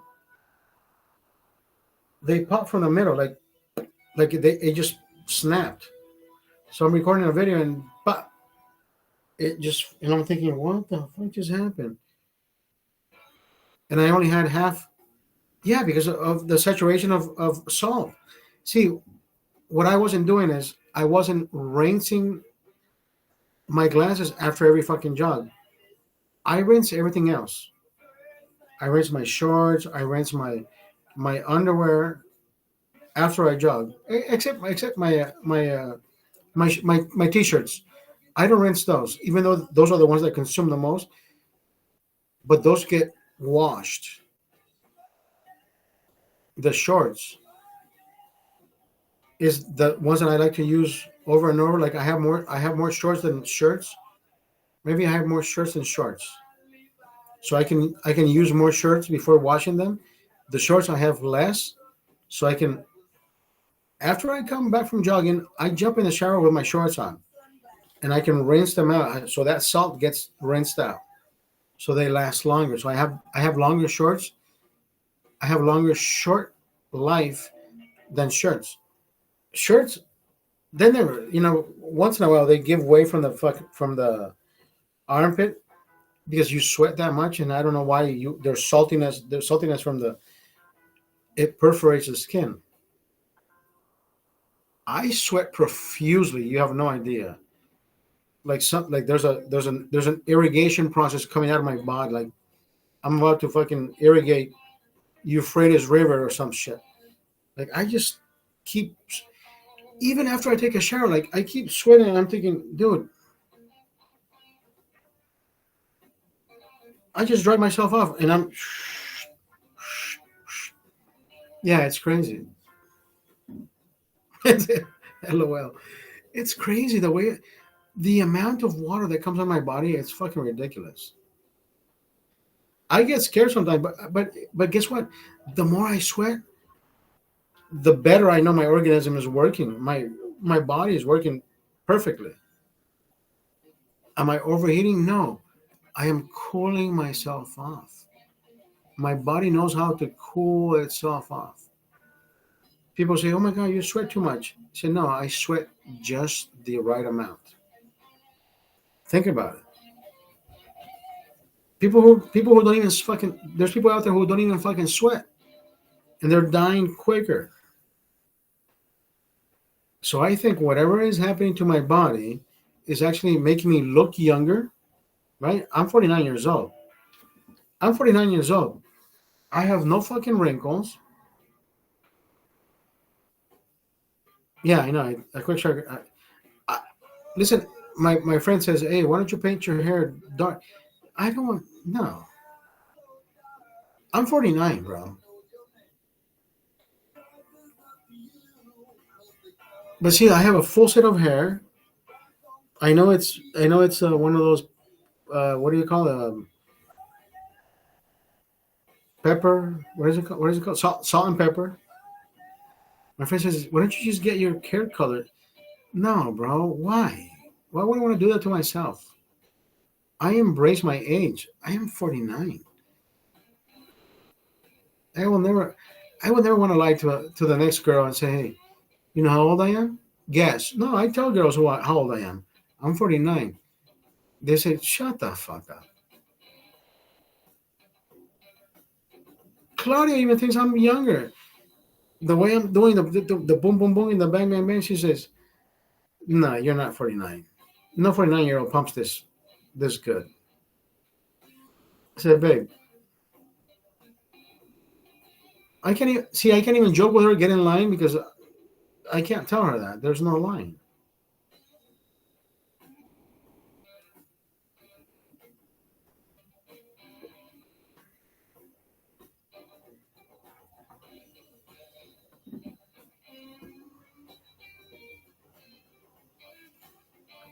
My gray started when I was 19 years old. I've had gray since I was 19. Jeff, Charlie, don't go anywhere. I'll be right back. I gotta go take another leak. Don't go anywhere.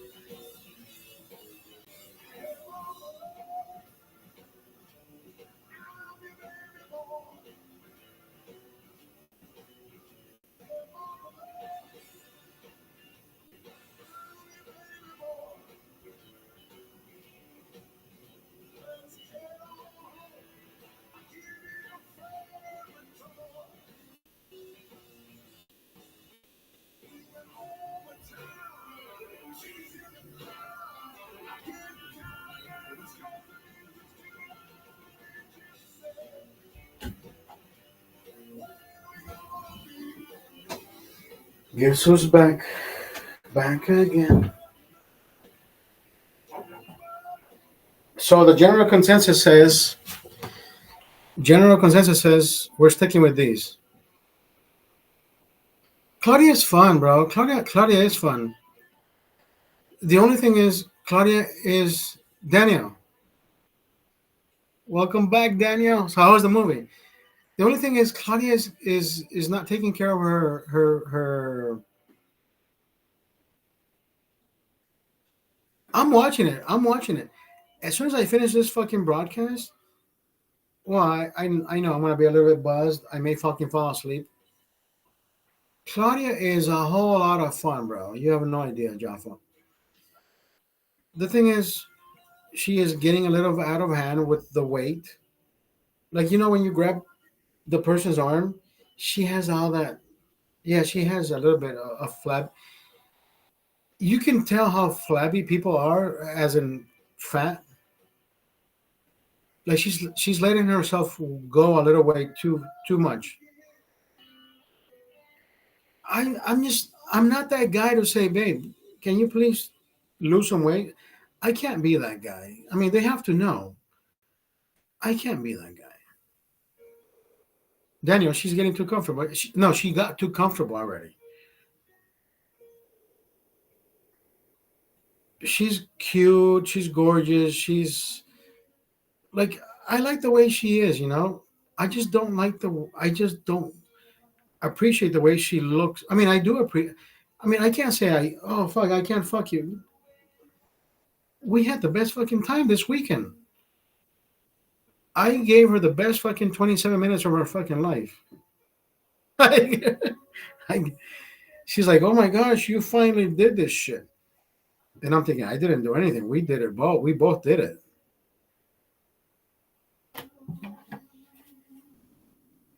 Okay. I didn't do anything. We both did it, you know. But see, like I tell her, I said, listen, the minute you're with somebody, it's how horny does that person make you, and how horny do you want to be with that person? You see what I mean? Because it has to be that way. It feeds through your eyes. And listen, the way I see her, I have always liked Claudia. The minute I saw her, I knew I was onto her. Like it's like you liking honey.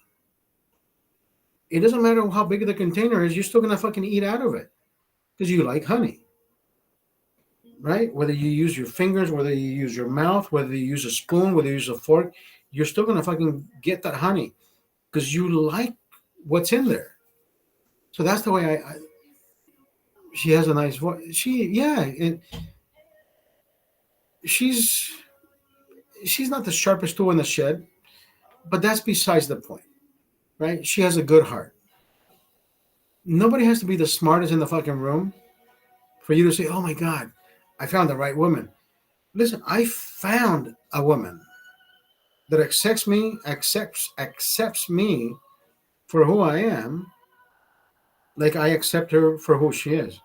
So I know I'm not fucking perfect, and I know she's not perfect. At the same time, hey, babe, let's tango. And we've been tangoing for the fucking past 2 years. Like she says, hey, you know what? We've been hanging out for the past 2 years. And I'm like, are you following me?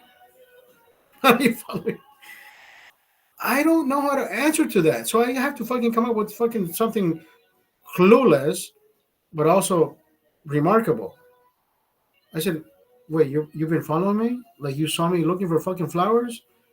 He says, no, you haven't. That's for me to know, for her to fucking find out. You see what I mean? You have to have a fucking comeback. You can't just say, what do you mean 2 years? Holy shit.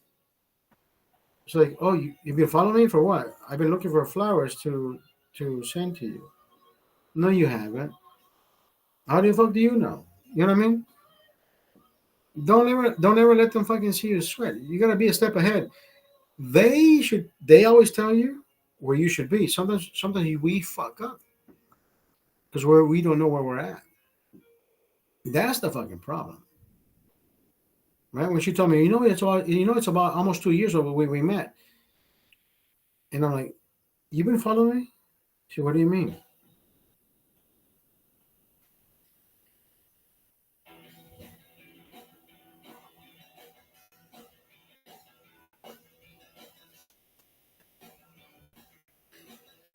Hizzy in the fucking house. Hizzy's place.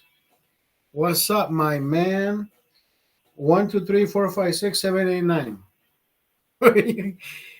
You're 9 beers late, but we're still good. Is there a song that you like? Listen, I like every fucking song that I play.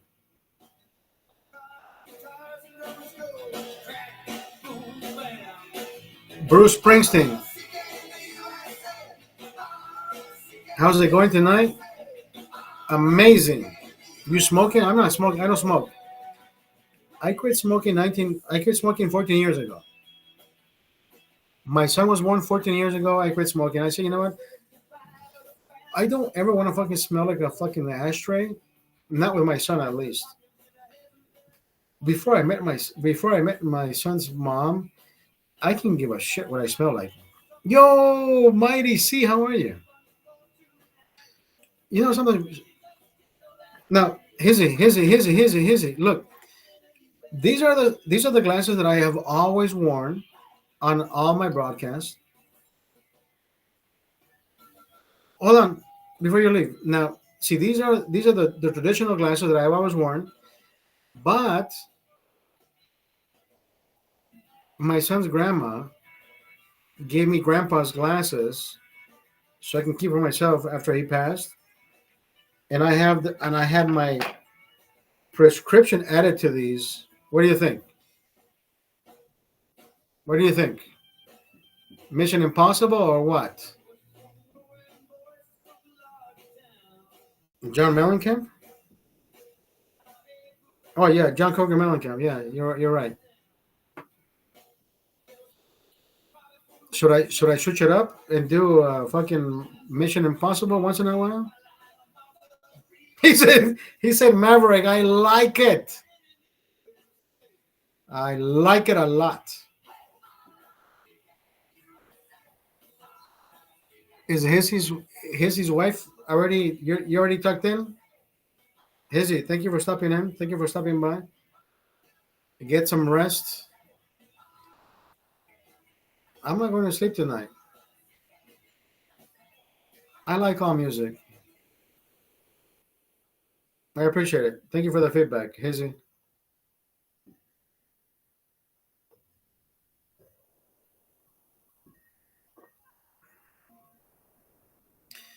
Me too, dude. I like all fucking music.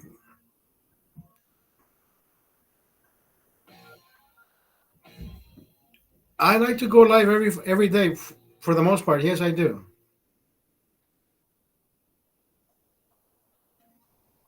No, it's only 8 o'clock. I go live almost every day. Yes, pretty much every day. This time I went live earlier. I usually go live around 9:30, 10:30. I never go live this early. I've been live for the past 3 hours.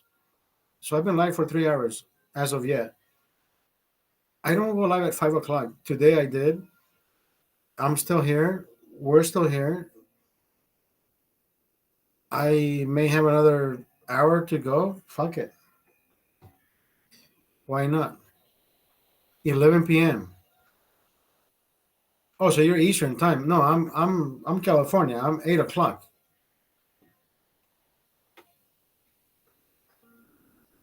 Hizzy, get some rest. Get some rest. It's on 8 o'clock over here. I won't make the movie. I know. I wanna watch the McGregor movie on my Fire Stick. I don't think I'm gonna be able to fucking watch it. My son doesn't even like UFC, so even if I do watch it by myself, I know I'll fall asleep half. You too. Have a good night. Here's his wife. Have a good night. You both have a good night.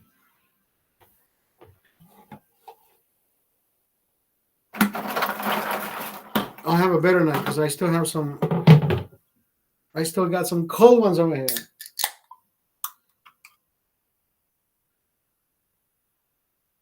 Yeah, I'm not a quitter.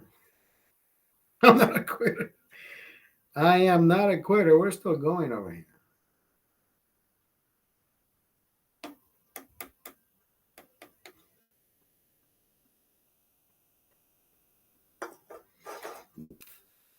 Closing schools here for a little snow. Unbelievable. Really? Oh, here we go. Hoy! Dirty deeds and the thunder thing. AC/DC, baby. Here we go.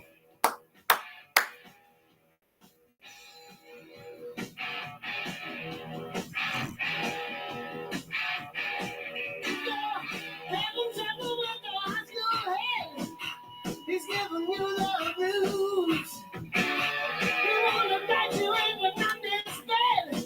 That's what you gotta do. Pick up the phone, I'm always home.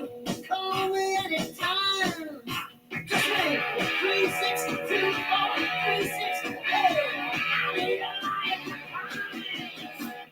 Dirty deeds on the street.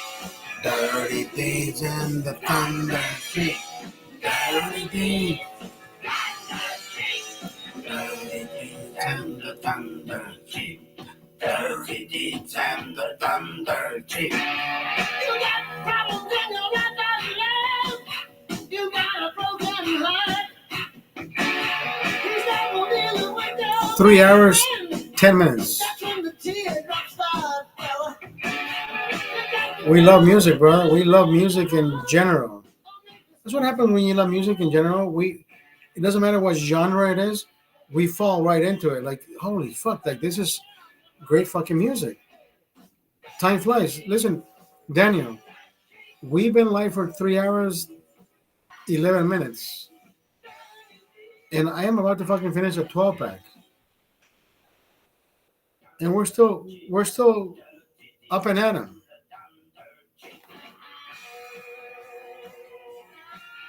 We are we are the world. We are the children. We are a fucking rock, bro.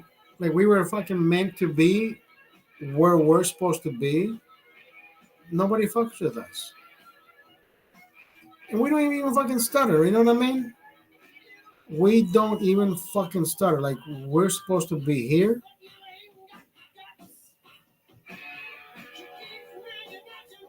We may not make sense with what we're saying, but we're not stuttering. Yeah, officer, I'm not even driving. I'm in the trunk. I'm in the trunk. Dirty deeds and the thunder.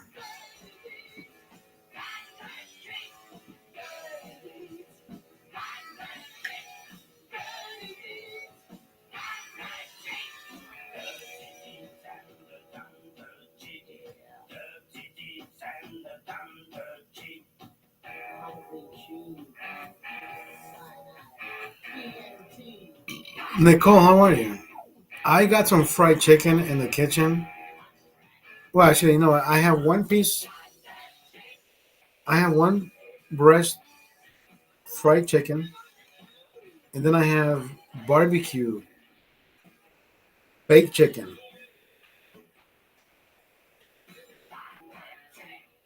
All I know is listen. When I eat chicken, my heart is always content.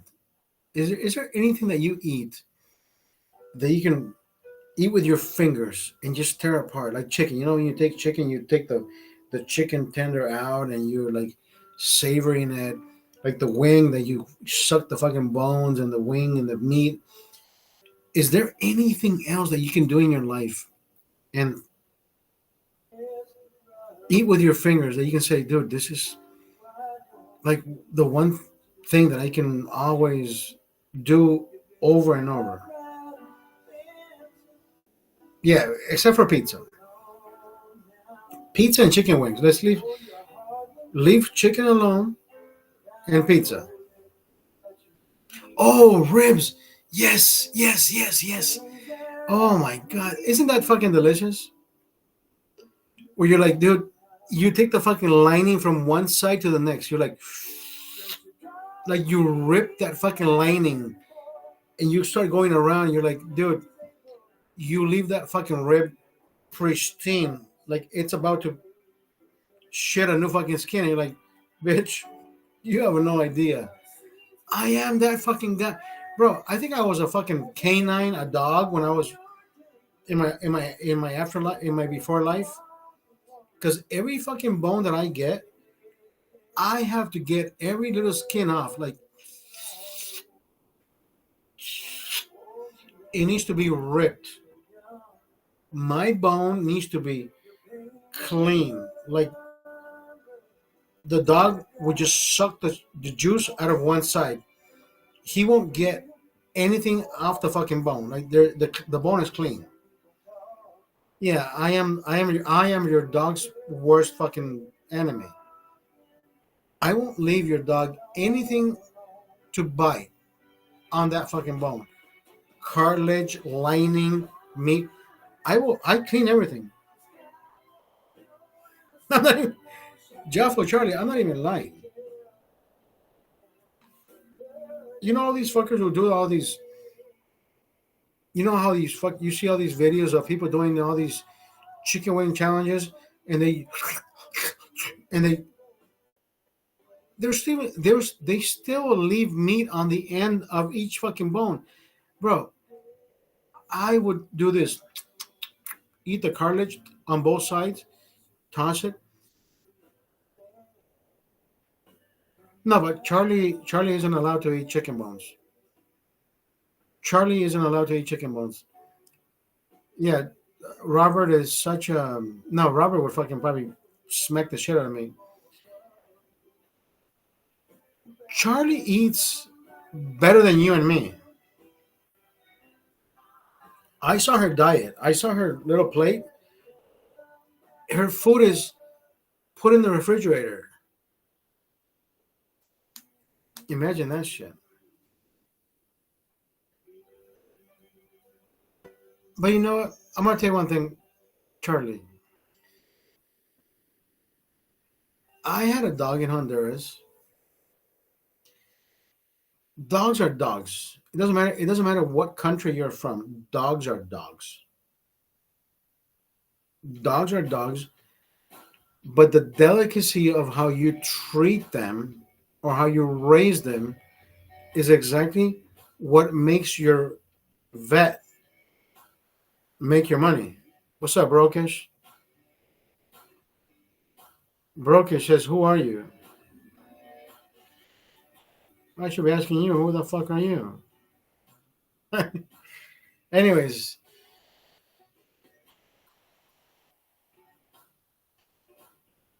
I have a right. Hey, dog.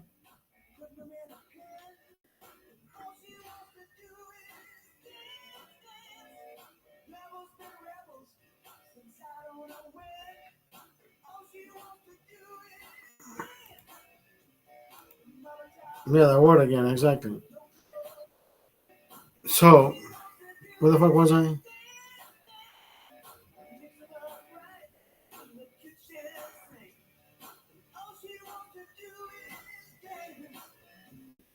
All she wants to do. I know I was somewhere telling you the story of. Anyways.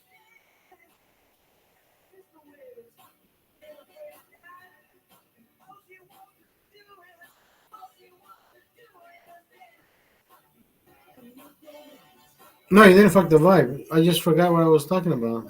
You didn't fuck the. You will never fuck my vibe. I just sometimes just forget what the fuck I'm talking about. But the vibe is here, baby.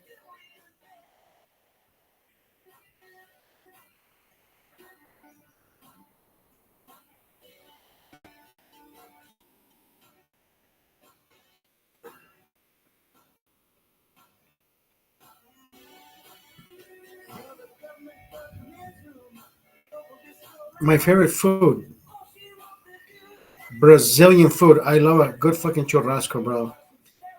I love a good fucking picanha, medium well, cut, sliced, juicy, almost reddish, with the right amount of fucking salt on it when you taste it. It's almost like a like it's like a margarine taste.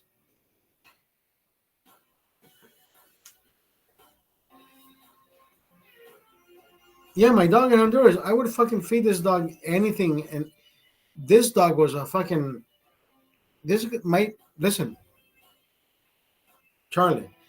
My dog in Honduras, she was a trash compactor. Like she could eat everything, any tortillas, fruits, vegetables.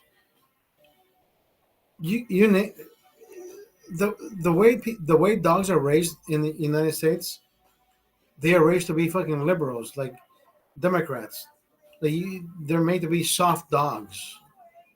Oh, you can't feed a dog chocolate. Why can't you fucking feed a dog chocolate? Somebody fucking tell me this shit. Has anybody figured this shit out? Because you can't feed a dog chocolate. Why? Oh, it makes them. They have the best digestive system. It doesn't. Chocolate kills the dogs. Jeffo, who said that? My dog lived off of fucking chocolate. I eat glass, no biggie. He's like, probably snort glass too, fucker. No, I'm Jaffa, Charlie. Giving a dog chocolate doesn't fucking kill a dog. It does not. It does not kill a dog. Hey Siri, does chocolate kill a dog? Okay, I found this on the web for Does Chocolate Kill a Dog? Check it out. So you can fucking tell me?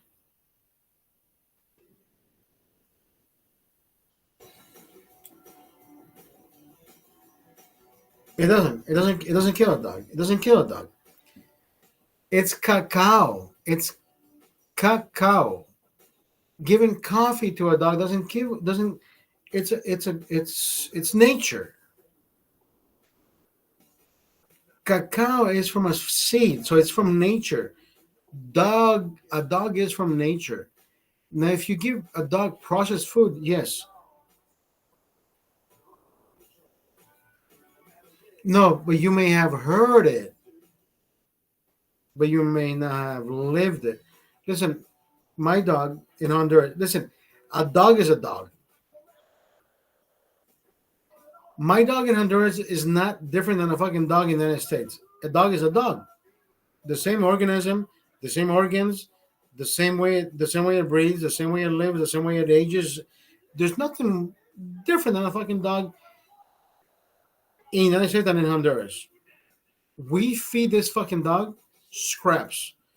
So if we can't fucking finish our vegetables, our chocolate bars, or whatever the fuck it is, if I'm drunk with my fucking dog and I eat half a fucking Twinkie bar and I give my dog, hey, here you go, eat the shit.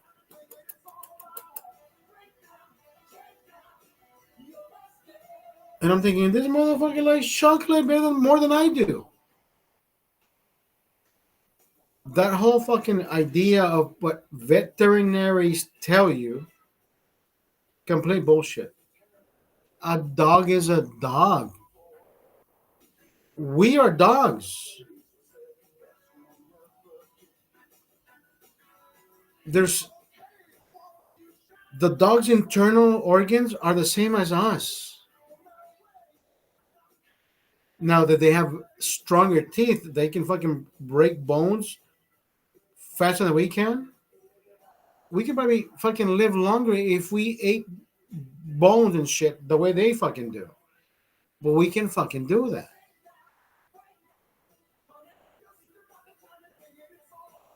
And I think all dogs can do it. You can't give chocolate to the smaller dogs because these are smaller dogs. See the amount of sugar that you're giving the smaller dog. Now, are you letting this fucking dog run around? Are you actually walking the dog? Are you actually giving the dog exercise? So it does make a difference of how much chocolate you're giving this fucking dog, because chocolate is fucking sugar, mind you.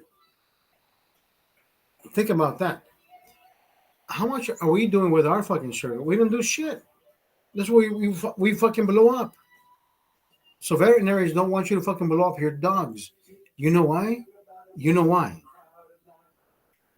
Because dogs don't assimilate the same shit that we do, that you were giving as a baby.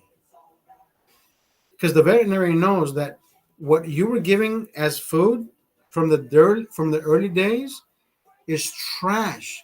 The dogs are giving true food, real food, the real uncured shit that dogs are supposed to do, right? What we grew up with, because we were cavemen back in the days. We ate raw meat, we ate raw fish, we ate raw this, we ate everything raw until we discovered there was heat, cook, boil, and shit that made us live longer, and here we are. But the whole fucking idea of, oh, you can't give the dog this because it's gonna fucking die. No, it's not gonna fucking die.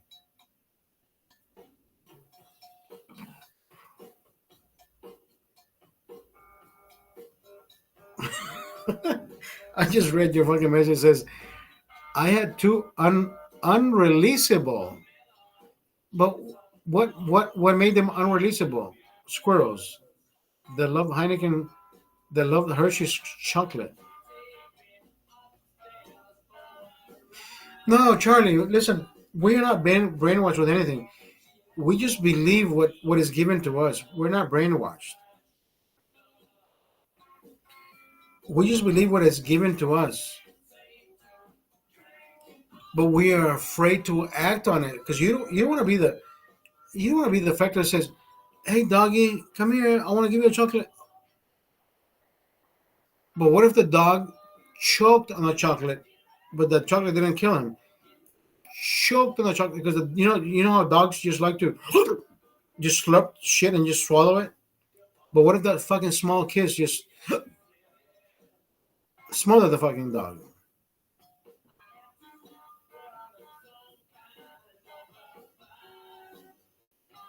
Tried to release them, they kept coming back after a night, too tearful of the outside. Also, they just became the home pets. Oh, I would love to have home pet squirrels. I would feed them. I would have fed them everything: chicken, beans, rice. Here, try this because it's according to their. It's according to what they smell, to what they like. If they're listen, any animal who is famished will put anything in their mouth just to survive. Remember the fucking plane that landed in the Andes in Chile in 72, 74, 70, whatever the fuck year it was? And these fuckers ended up eating dead bodies just to survive? My point exactly. And I'm not saying these squirrels were about to die, but it's in nature. Your body will consume anything as long as it knows it needs it. If you're allergic to it, listen, the only people who I know are allergic to shit are the people who live in this particular nation, United States. Because Honduras, Mexico, everywhere else, I have never in my fucking life known of anybody being allergic to anything. Holy fuck! Look at this shit. We're, we are live.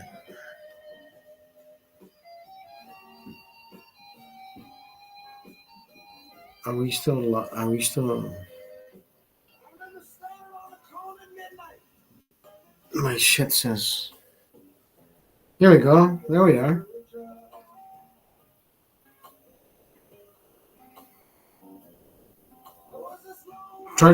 Both were lost during thunderstorms and battlefield. But you see, that's the best part about it. When you feed these little animals and you nourish them back to health, they will go back into they will go back into wilderness, a stronger version of wilderness, because wilderness never nurtured them.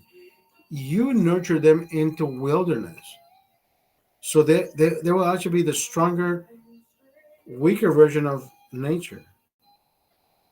Because when the minute they find out, hey bitch, what are you eating out of? I find it strong. Like, you know what I mean? Like, there's certain things like animals learn to replicate, and the other squirrels will look at them like, why are they doing this shit differently? Like us, you know. I don't look at people who are sophisticated like, oh, I need to be sophisticated to do that. No, I don't need to be anything to do anything as good as them. I'm already good doing the shit I do.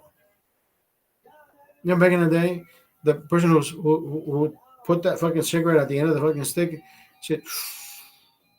You know why they did that, right? Holy fuck, this thing is. Yes, I know. My battery is running out. My battery is already running out. Anyways, I gotta take a leak again.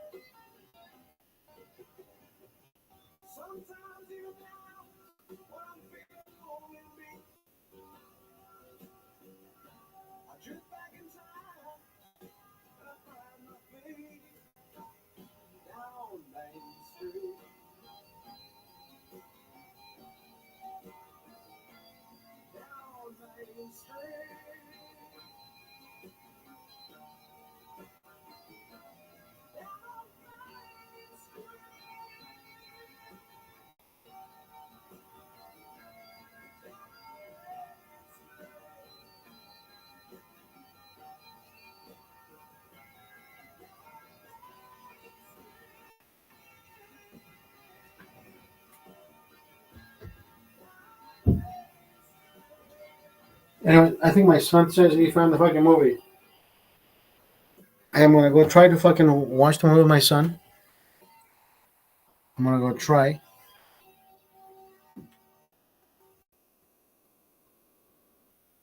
Jeff or Charlie, you be safe. You be happy. You stay safe. I'm gonna go try to watch the movie with my son. I bought him some snacks. We should be good. What's up, DJ Twist? Oh, actually, you know what? You know what? Hold off. We have another fucking 10 minutes. DJ Twist, how the fuck are you, bro? I've been waiting for somebody to step in and say, "Hey, how are you?" But nobody stepped in. Can I finish another beer with you? We've done 11 beers so far. Actually, you know what?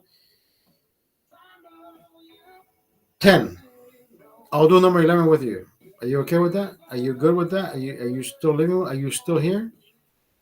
Is DJ Twister here?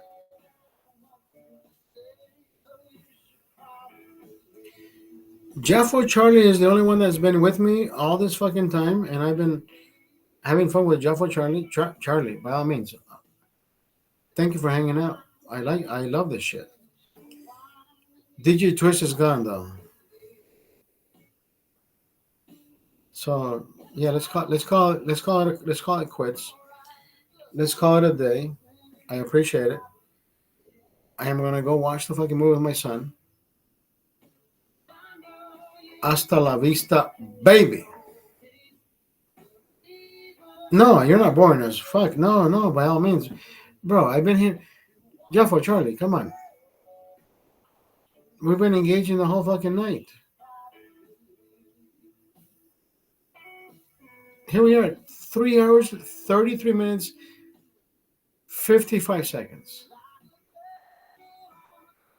Boring, it has not been. No, by all means. It's the opposite. The opposite. We have been fucking living life together.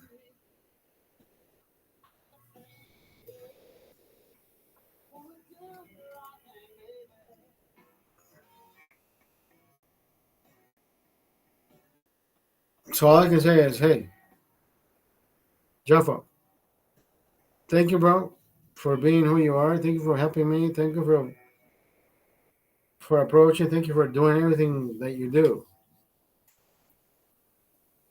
It has always been appreciated. Always. But it is 8:28 p.m. Have a good night. You too. Hasta la vista, baby.